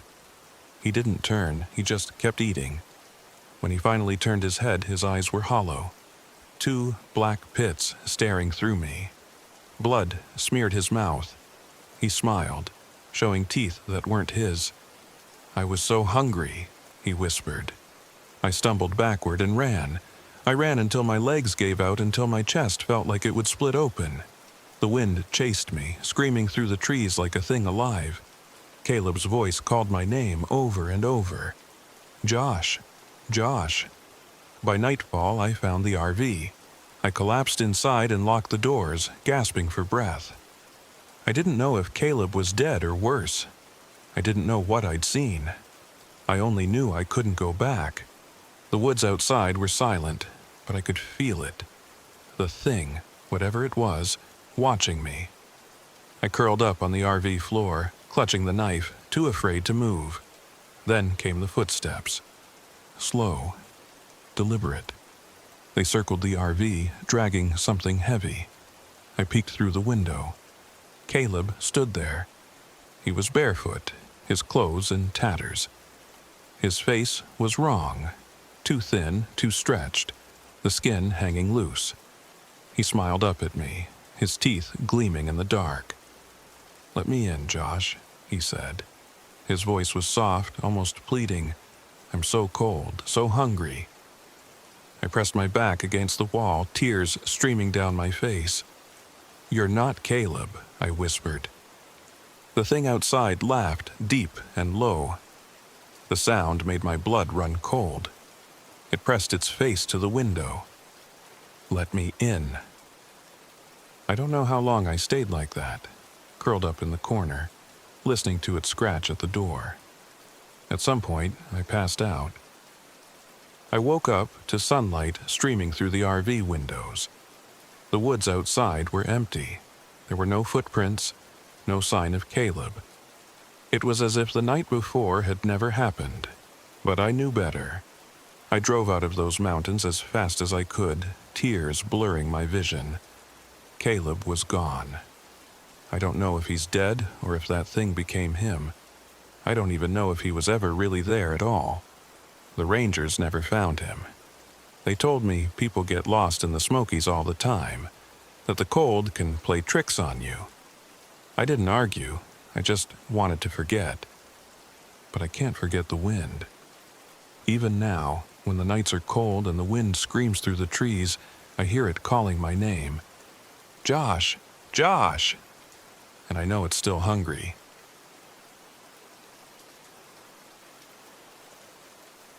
My name is Mark Jensen, and I was 36 when this happened. I've spent years exploring abandoned places as a freelance photographer. Urban decay, forgotten structures swallowed by nature. I make my living capturing the stillness of places where time stopped. Most people find my photos haunting. I never did, at least not until Elkmont. This happened last year in May. I had taken a magazine assignment to photograph Elkmont Ghost Town, deep in the Great Smoky Mountains National Park in Tennessee. The piece was part of their Haunted America issue, and I was skeptical as always. Ghost stories sell magazines. Places like Elkmont, where empty cabins creak in the wind, make for great photos. That's all I thought it would be. Another beautiful ruin, another easy paycheck. I parked my RV at a nearly empty campground a mile from the ghost town. The spot was surrounded by forest, its isolation perfect for work and peace. When I pulled up, I noticed something strange carved into the weathered picnic table. They laugh at night. I ran my thumb over the letters. Creepy, sure, but nothing I hadn't seen before. People loved to leave behind little warnings for the next guy. A joke, probably from another urban explorer. I didn't take it seriously. The ghost town was quiet when I arrived, as though the forest itself held its breath. The cabins were scattered, some swallowed by vines, their windows hollow and dark, a place where life had simply evaporated. I spent the first day shooting wide angles of the decaying structures and the forest reclaiming them. Moss climbing walls, ferns sprouting through rotting floors. I was completely alone. But as the sun began to set, I found something odd. In the middle of a dirt path lay a small, decaying shoe. A child's shoe. I knelt beside it, my camera in hand. It looked old, leather worn and cracked, the laces missing. I wondered if it had been planted there, some half-hearted attempt at a scare. It didn't work on me, at least not then. I packed up my gear and walked back to my RV in the fading light. The forest growing darker, the wind humming through the trees. That's when I heard it. A laugh, high-pitched, small, like a child's giggle. I froze, the hair rising on the back of my neck. I scanned the woods. Shadows stretched long across the trail, trees swaying gently. "Hello," I called. The forest answered with silence. I shook my head, trying to laugh it off as the wind playing tricks. I'd been out there for hours. Maybe I was hearing things. I picked up my pace, back to the safety of my RV. That night, after a quick dinner of canned soup, I sat editing my photos on my laptop. The images were perfect. Soft light filtering through cracked walls, textures of decay beautifully preserved. But something odd caught my eye in one of the frames. A blur. In the corner of one shot. I zoomed in. It looked like a small shape standing just inside the doorway of a cabin. It was faint, almost like smoke. Too small to be an adult. I stared at it, my chest tightening. Just a trick of the light, I muttered. At least, that's what I told myself. I woke up to laughter, soft, high-pitched giggling, somewhere outside my RV. I bolted upright, my heart hammering in my chest. The clock read 2:03 a.m. My first thought was that someone had followed me back to camp, a kid or maybe other explorers. But who would be out here, in the middle of nowhere, at this hour? I peeked out the RV window, my breath fogging the glass. Moonlight pooled over the campsite, painting the world in silver and shadow. The trees swayed gently. Nothing. And then I saw it. Just at the edge of the forest stood a small figure, a child, maybe 8 or 9, watching me. I blinked, and it was gone. I sat there for what felt like hours, staring into the dark, afraid to move. Finally, the laughter stopped, and I fell into a restless sleep. The next morning, I tried to shake it off. Sleep deprivation. That's what it was. I returned to the ghost town, camera slung over my shoulder. The place felt different, though, heavier. The air was still and cold, even under the sun. That's when I started finding the toys. The first was a rusted toy train sitting in the middle of a cabin floor, then a cracked porcelain doll propped against a broken window. Each one coated in dust, as though they'd been waiting for someone to find them. I knelt beside the doll to photograph it, my fingers brushing against the floor. And that's when I heard it. "Do you want to play?" I whipped around, my heart in my throat. The cabin was empty, but I could have sworn the voice had been right behind me. A child's voice, soft and sweet. My camera felt heavy in my hands. For the first time in years, I didn't want to be there anymore. When I got back to the RV that evening, I found something waiting for me. Sitting neatly on the steps was a child's shoe. The same shoe I'd seen on the path earlier. I didn't sleep. I couldn't. Every creak, every rustle outside sent chills through me. I sat on the edge of my bed, flashlight in hand, waiting. Around midnight, I heard them. Footsteps, small and light, circling the RV. Tap, tap, tap. Then the giggling started again, closer this time. The sound of small hands tapping against the windows. I turned off the flashlight and peeked through the blinds. Shadowy figures, small, childlike, stood just beyond the trees, their shapes shifting in the moonlight. They were watching me. One of them took a step closer, its face catching the light. Its eyes were dark hollows, and its mouth twisted into a smile too wide for its face. I stumbled back, my breath ragged. "No," I whispered. "No, no, no." The tapping grew louder, faster, as if dozens of small hands pounded on the RV walls.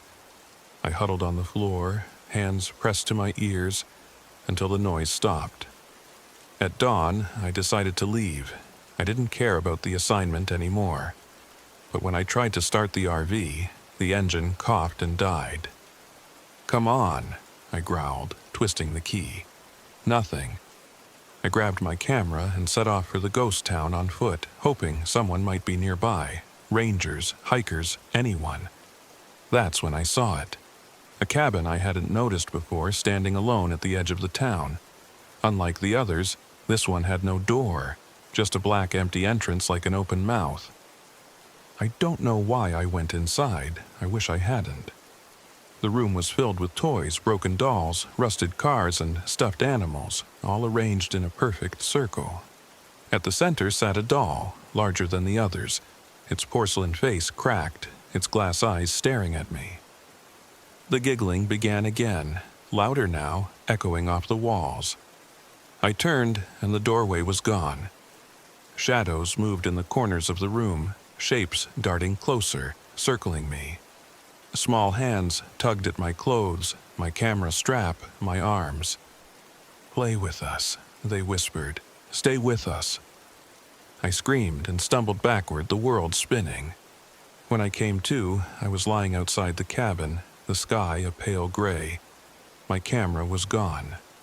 Rangers found me later that day, wandering near the campground, filthy and disoriented. They told me I'd been missing for 3 days. I don't remember leaving the cabin. I don't remember much of anything after the voices. When I got home, I found my camera bag sitting on the RV floor. I don't know how it got there. Most of the photos were corrupted, blurred images of empty rooms, windows, and trees. But one photo remained clear. It showed the cabin with no door.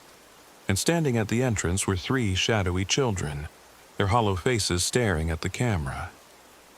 I don't take photos anymore. I don't go to abandoned places. And some nights, when the wind is still and the world is quiet, I hear laughter outside my window. I never look. I never will.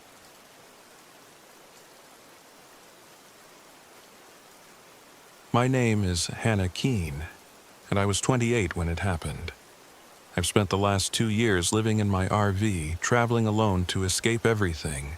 People, noise, my own thoughts. Nature has always been my refuge, a place where the world feels quieter, and I don't have to answer to anyone. This happened in May of last year at the Devil's Bathtub Trail in Jefferson National Forest, Virginia. I'd heard about it on a hiking forum. A remote trail, rough and rugged, ending at a clear, still pool of water called the Devil's Bathtub. People raved about its beauty, but wrote off its ominous name as folklore.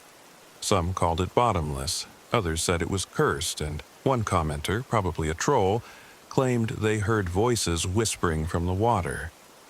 I didn't believe in any of that. I just needed somewhere quiet. Somewhere that would challenge me.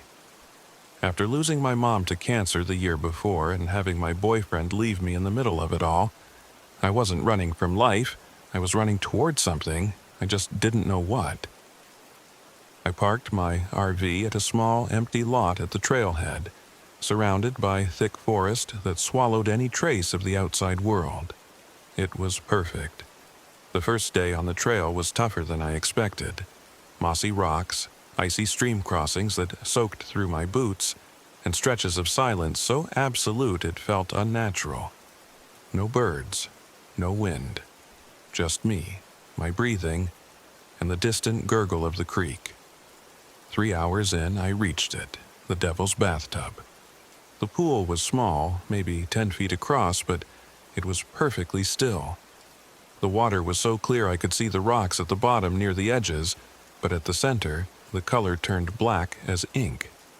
It was like staring into the eye of some massive creature, unmoving and unblinking.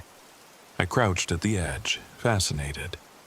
My own reflection stared back.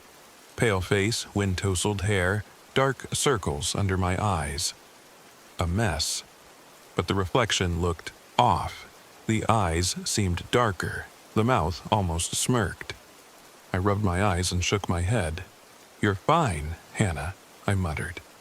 I spent an hour photographing the pool. Close-ups of the water, shots of the surrounding trees, anything to capture its unsettling beauty. Just as I was about to leave, I heard it.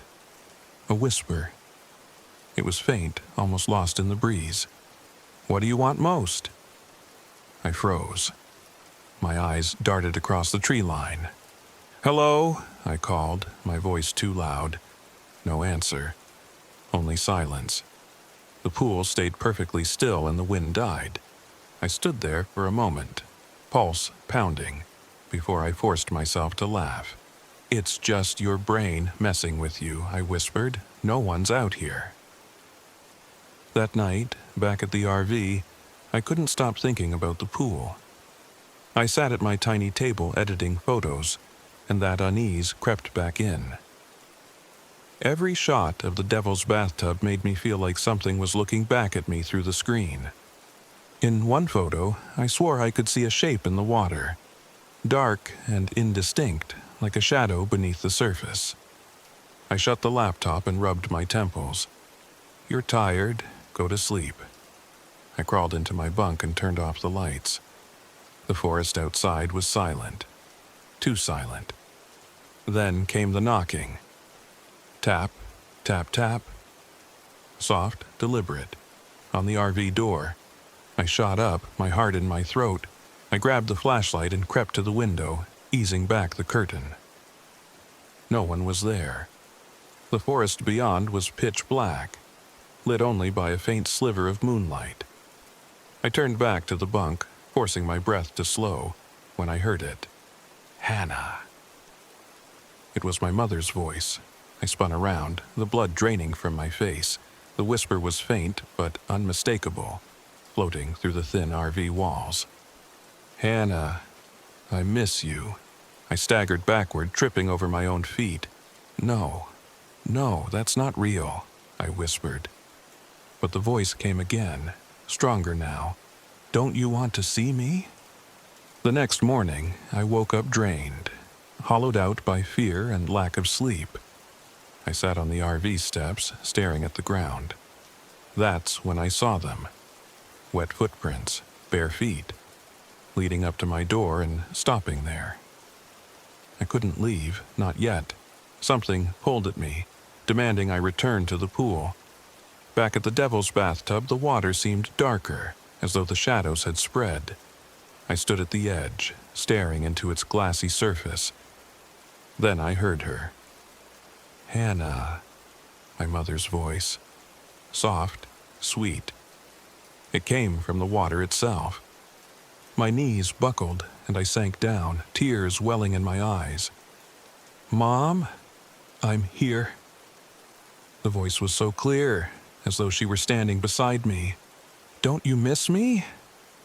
Yes, I choked out. Step in. I blinked. The voice had changed. The sweetness was still there, but beneath it, something else lurked. Something deep and rumbling, like a growl held just out of earshot. The water rippled. A shape began to rise. A dark figure, shifting and flowing like smoke given form. It stood tall and featureless, its skin black and wet like oil, its face twisted, and suddenly my mother's smile was there, perfectly replicated. Come in, Hannah, it said, but the voice was wrong. I stumbled backward, my breath ragged. You're not her. The thing tilted its head, the smile stretching too wide, teeth sharp and jagged behind it. We can take it all away. The pool churned violently, the water splashing over rocks as black hands reached up, clawing at the edges. The whispers grew louder, surrounding me, echoing off the trees. You don't have to hurt anymore. Just say yes. I turned and ran. The forest wasn't the same. The trail twisted in ways I didn't recognize, and the whispers followed me, close to my ears. Don't go, Hannah. Stay with us. The forest darkened, as though night had fallen early. I stumbled over roots and rocks, gasping for breath, the weight of unseen eyes pressing down on me. My legs burned, but I didn't stop. Finally, the trees broke, and I burst onto the gravel of the trailhead. My RV was there, waiting, but the whispers didn't stop.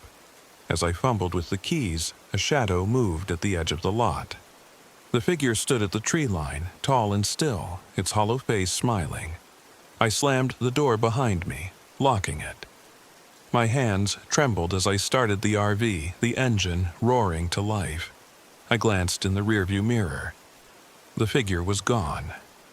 But as I pulled out onto the narrow forest road, I saw it again, standing at the edge of the trees, watching me. Days later, when I finally worked up the nerve to look at my photos again, I found something waiting for me. In every picture of the Devil's bathtub, the shadowy figure was there, standing just at the edge of the water, its face smiling. In one, it seemed closer, as though it had moved. I don't go to remote places anymore. I don't travel alone. But some nights, I hear it. My mother's voice calling softly outside my window. Come back to me, Hannah. And the next morning, there are always wet footprints by the door.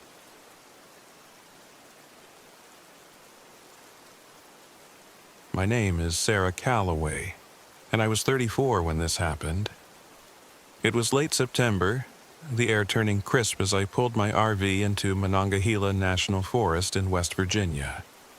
I'd been on the road for weeks, searching for something I couldn't quite name.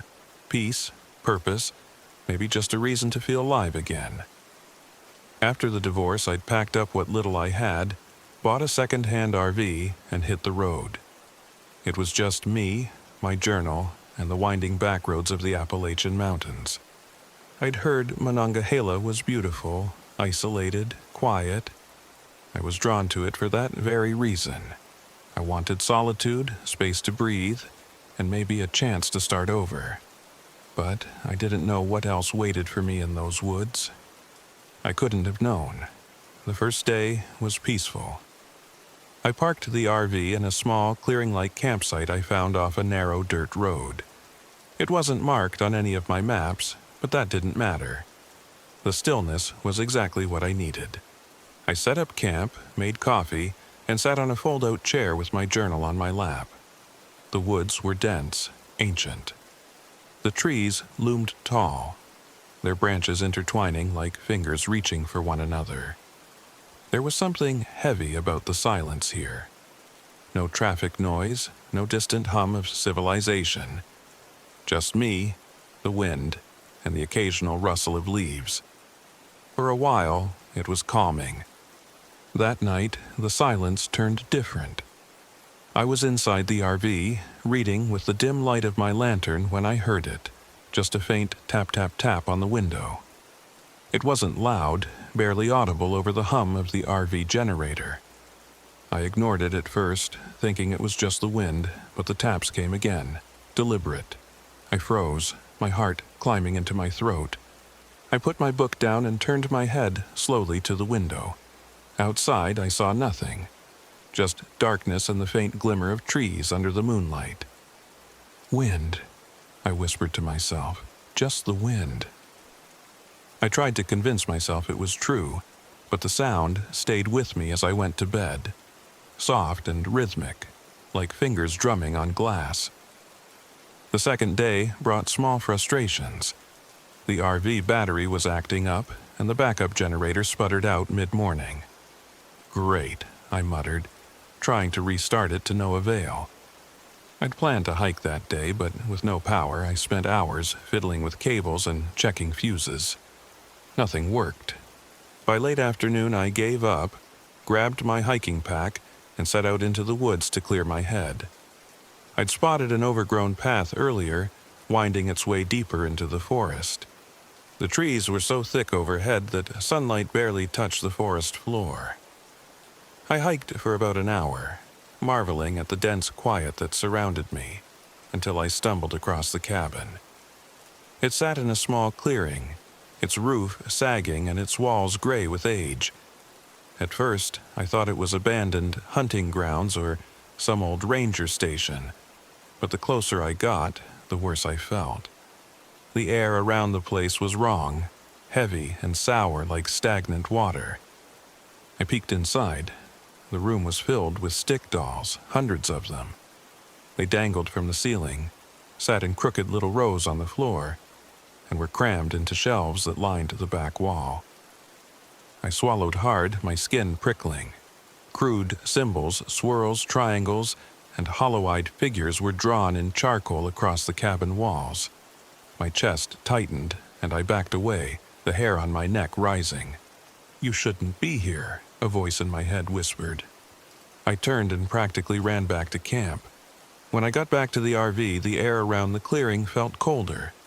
The trees seemed closer, too, like they'd crept forward while I was gone. As I climbed into the RV, my breath caught. Sitting on the windshield were stick dolls. 3 of them, small and crude, with hollow faces drawn in charcoal. I locked the doors and pulled the curtains shut. That night, the whispering began. At first, I thought it was the wind again, brushing against the RV walls. I curled up on the small bed, hugging my knees, telling myself the cabin was just some creepy old hunting lodge. But then the sounds grew louder. Soft voices, murmuring words I couldn't quite make out. I strained to hear, holding my breath. "Sarah."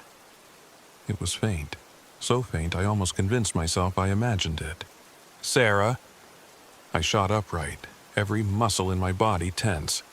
It had come from outside. I grabbed the lantern and crept to the window, hands shaking as I pulled the curtain back just an inch. The shadows were moving. I could see them, long, thin figures blending into the trees, too tall to be human. They moved with jerky, unnatural steps, their heads tilting in strange angles as they crept closer to the RV. My stomach turned to ice. "Go away," I whispered, more to myself than to them. The figures froze. For a moment, I thought they were gone, but then one stepped into the moonlight. Its body thin and gaunt, like it had been stretched out. Its face, God, its face was hollow. The eyes were empty holes, and its mouth hung open, a dark void where its jaw should have been. I stumbled back from the window, biting down on a scream. "Sarah," the voice whispered again, but this time it came from inside the RV. I spun around, the lantern shaking in my hand.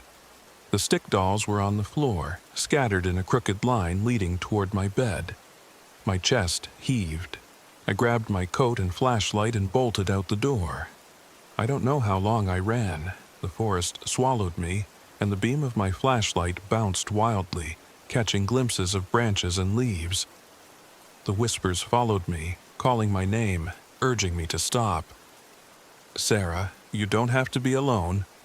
The voice was soft, almost kind, but I kept running, even when the shadows flitted through the trees beside me. I tripped and fell hard, my hands sinking into cold, damp earth. When I looked up, I saw it. The cabin again, looming ahead in the dark like it had been waiting for me. "No," I whispered, stumbling back. But I could hear them behind me, the rustling of leaves and the snap of twigs as the hollow ones closed in. The cabin door creaked open, and I knew what I had to do. I fumbled in my hiking pack, my fingers brushing against the flare I kept for emergencies. I staggered into the cabin, my flashlight catching glimpses of those stick dolls watching me from the walls. The whispers grew louder, swirling around me, promising peace, belonging. I yanked the flare cap off and struck it. A burst of red light filled the room. The hollow ones screamed. The sound was unbearable, high-pitched and shrill, like 1,000 voices shrieking at once. The stick dolls caught fire first, their little bodies curling and blackening. I stumbled out of the cabin as the flames spread, the red flare still clutched in my hand. Outside, the forest lit up with unnatural shadows, the hollow ones writhing at the edge of the clearing, their hollow faces twisting in agony. I ran. I didn't look back. The rangers found me the next morning. I was sitting on the ground covered in mud and shaking, the burned-out flare still in my hand. They took me back to civilization, but I didn't say much. What could I say? That the forest was alive, filled with things that didn't belong in this world? They'd think I was crazy. They never found the cabin. They said it was probably an old hunter's fire gone wild. But I know the truth. I drove away from those mountains as soon as they let me go. Weeks later, I was back in a small rental apartment, trying to convince myself I was safe. But last night I heard it again. A soft tap-tap-tap on the window. This morning, I found a stick doll on the windowsill.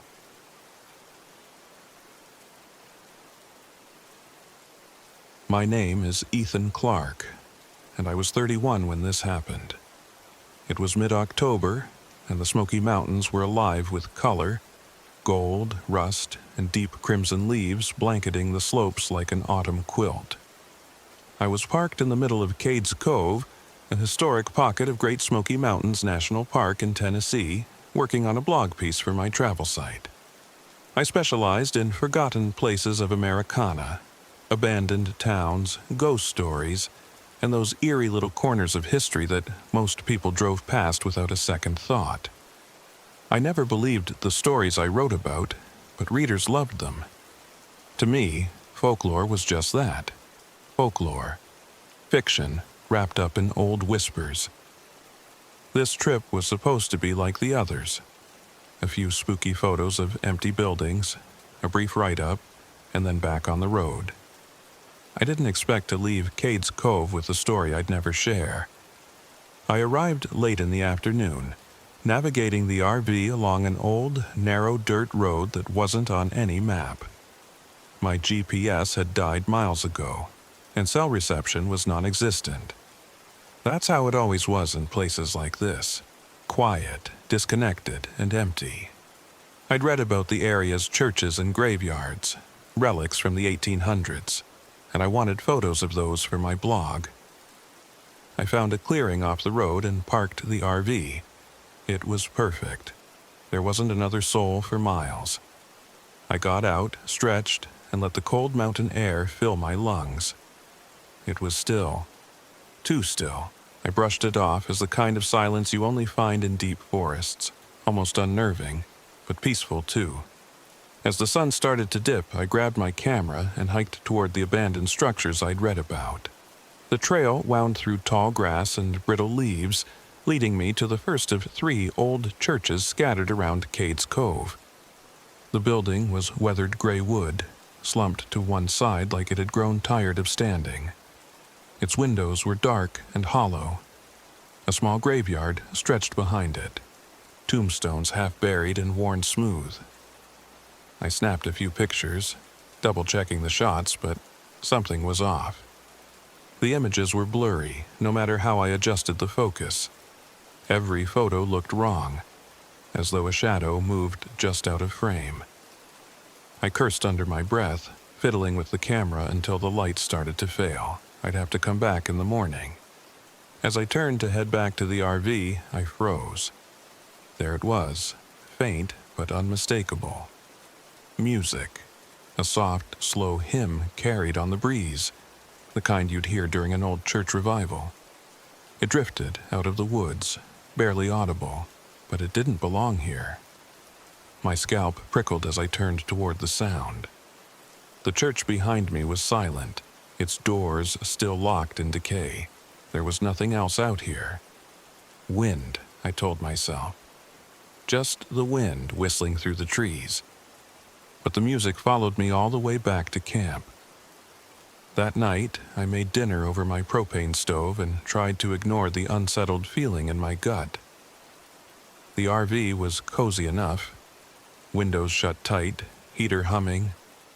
I sat at the small table with my laptop, typing up notes about the church and graves. I avoided writing about the music. I didn't want to dwell on it. Around midnight, I heard footsteps outside. They were slow and shuffling, crunching the leaves just outside the RV door. I froze, my fingers hovering over the keyboard. There was no one here. No one. I grabbed a flashlight and stood up, inching toward the door. My breath felt heavy in my chest, but I yanked it open and stepped out. "Hello," I called. The clearing was empty. The beam of my flashlight cut through the dark, glinting off tree trunks and grass. The footsteps were gone, replaced by a crushing silence. I turned to go back inside and froze. The RV door was wide open. I stared at it. I knew without a doubt that I'd shut it behind me. My pulse hammered as I climbed back inside, scanning every corner. Nothing was out of place, but my laptop battery was dead. Just like my phone. Just like the camera. That's when I heard it again. Faint music drifting through the dark. A slow, mournful hymn. I locked the RV door, pulled the curtains, and sat awake for hours, listening. The next morning, I decided to leave.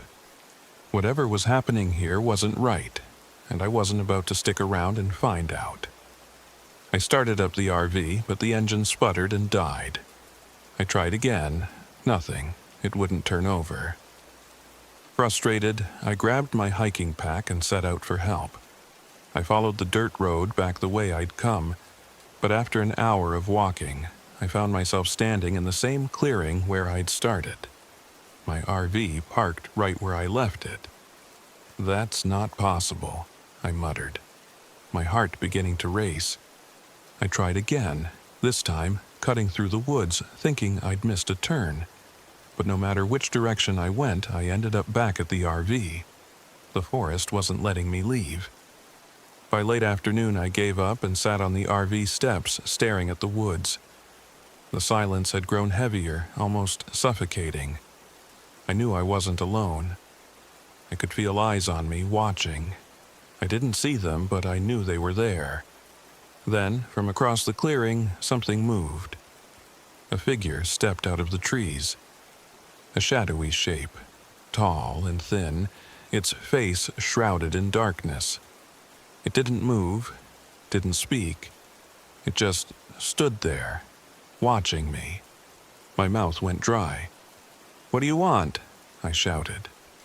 The figure lifted an arm and pointed toward the woods.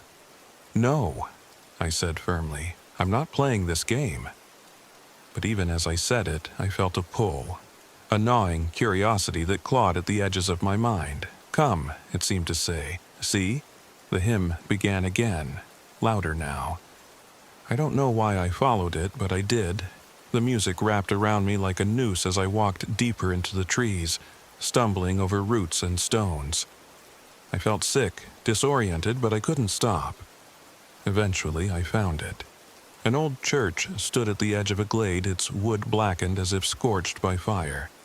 Its windows were gone, and the door hung half open, inviting me in. Smoke lingered faintly in the air, though I saw no flames.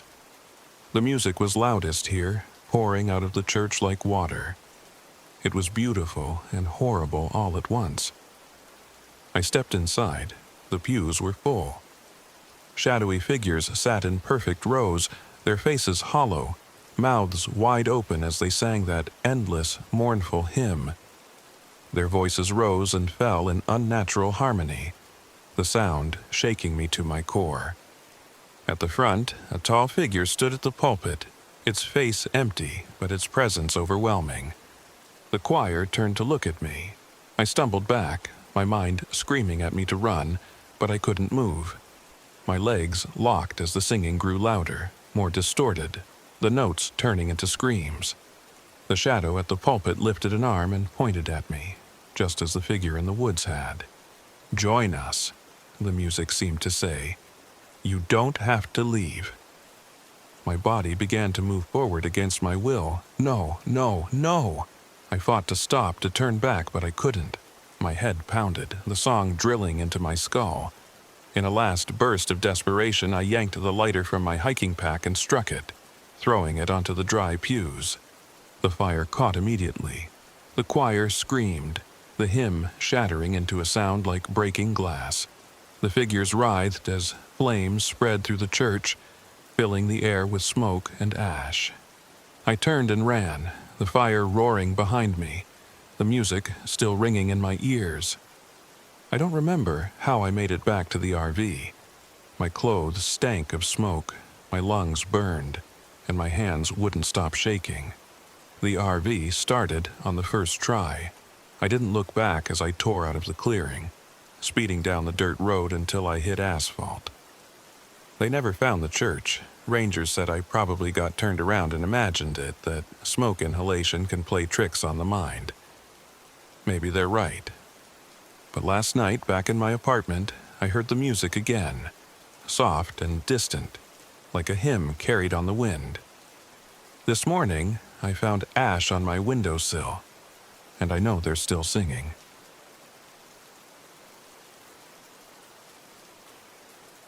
My name is Jamie Callahan, and I was 23 when it happened. 3 days in the remote wilderness of Pisgah National Forest. 3 days that changed everything I thought I knew about the world, about what hides in the dark. This happened back in late May, right after college finals. My 2 friends, Aaron and Sarah, and I had been talking about this trip for months. A road trip through the Appalachian Mountains. camping, hiking, and getting away from it all. I brought my family's RV, an old beast, but reliable enough for a trip like this. Aaron, 24, was the loud, brash, life-of-the-party guy. He pushed for us to camp somewhere really remote. No tourists, no people, just us and the wild, he'd said, and I foolishly went along with it. Sarah, 22, Aaron's girlfriend and my best friend, was quiet and anxious, reluctant even, but she agreed to keep the peace.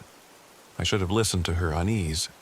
Should have noticed the way she fidgeted when Aaron pulled us down the narrow dirt road to a spot he found online, near Black Balsam Knob. It was late afternoon when we finally got there. The RV struggled, wheels spinning in the mud, the engine growling like a bear. We cursed and pushed and tried every trick until we finally freed it. By the time we parked at the edge of a bald ridge overlooking a dense tree line, we were all filthy, sweaty, and tense. "Totally worth it," Aaron said, grinning, arms wide as if he'd discovered a hidden kingdom. "Look at that view." He was right. From up there, the mountains rolled out forever in layers of blue and green, shrouded by wisps of fog. Sarah stood beside me, chewing her lip. "This far out? What if something happens?" "Nothing will happen," Aaron snapped. "Stop being scared of the dark, Sarah. It's just nature." But nature didn't watch you. That first night, we made a fire just outside the RV.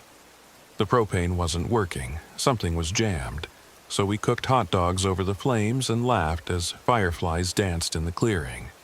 Aaron kept joking about Sasquatch. Sarah rolled her eyes, and I tried to relax. Then we heard it, a long, low cry from the trees.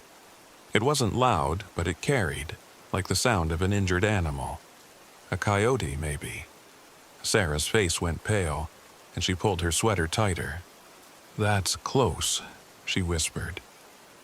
"Coyotes don't attack people," Aaron said dismissively, poking the fire with a stick. "They're more scared of us than we are of them." But I couldn't help noticing how quiet the forest had gone after that cry. No crickets, no rustling leaves. Just the fire crackling and the distant, unnatural sound that faded as quickly as it came. "Let's just get some sleep," I said finally. We all bunked in the RV that night. Sarah and Aaron took the pull-out bed in the back, while I crashed on the narrow couch by the door. I woke up sometime after midnight, groggy and shivering, the fire outside long dead. Something was pacing outside. I froze, my body stiff as stone. Soft, deliberate steps circled the RV, the gravel crunching underfoot. I thought it must be Aaron, maybe sneaking out to pee, but the pacing was slow, steady, like whoever, or whatever it was listening. Through the window above me I saw movement, a shadow moving past. I squeezed my eyes shut and tried to slow my breathing. After a while it stopped. Silence. In the morning I checked outside, nothing, no footprints, no sign of anything except Sarah sitting nervously on the RV steps, rubbing her hands together. "You hear that last night?" I asked her. She nodded, her eyes distant. It sounded like footsteps. Aaron emerged from the RV, yawning. "Still on this, huh?" "Guys, it's a big forest. There's animals out here, relax." He pushed for us to go on a hike after breakfast, just a short trail to a lookout. Sarah didn't want to, but Aaron badgered her into it, so we grabbed backpacks and set off down an overgrown path through the trees. It was halfway to the lookout when we saw it. The coyote. It stood on the ridge above us, maybe 30 feet away, perfectly still, watching. Its fur was patchy, and its eyes, they weren't right. They didn't reflect light. They were just dark, empty pits. "That thing's sick," I whispered. Aaron waved it off. "It's just a coyote, relax." But it didn't move. Even as we walked on, I kept glancing over my shoulder. and the damn thing was still there, watching. That night, it got worse. I woke up to the sound of my name being called. Jamie. It was faint, but clear, coming from somewhere outside the RV. I sat up, my heart pounding. Aaron? I hissed into the darkness, but he and Sarah were sound asleep in the back. Jamie? The voice came again, closer now. I swallowed hard and edged toward the window. A figure stood just at the tree line, illuminated faintly by moonlight. It looked like Sarah, but it wasn't. It was too still, too wrong, the posture rigid like a mannequin. Jamie, come help me, it said in Sarah's voice. I stumbled back, my heart thundering. My hand shot to the door lock as a cold sweat broke over my body. I shut my eyes, waiting, praying it would go away. The voice stopped. The next morning, Sarah looked like hell.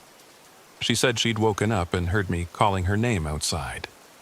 Wait, what? I asked, chills crawling up my spine. I swear, she said, her hands shaking. It was your voice. It sounded off, but it was you. Aaron refused to talk about it. He was unusually quiet as we ate breakfast, his eyes darting toward the woods. Finally, I said, "We need to leave. Something's wrong here." "Agreed," Sarah whispered.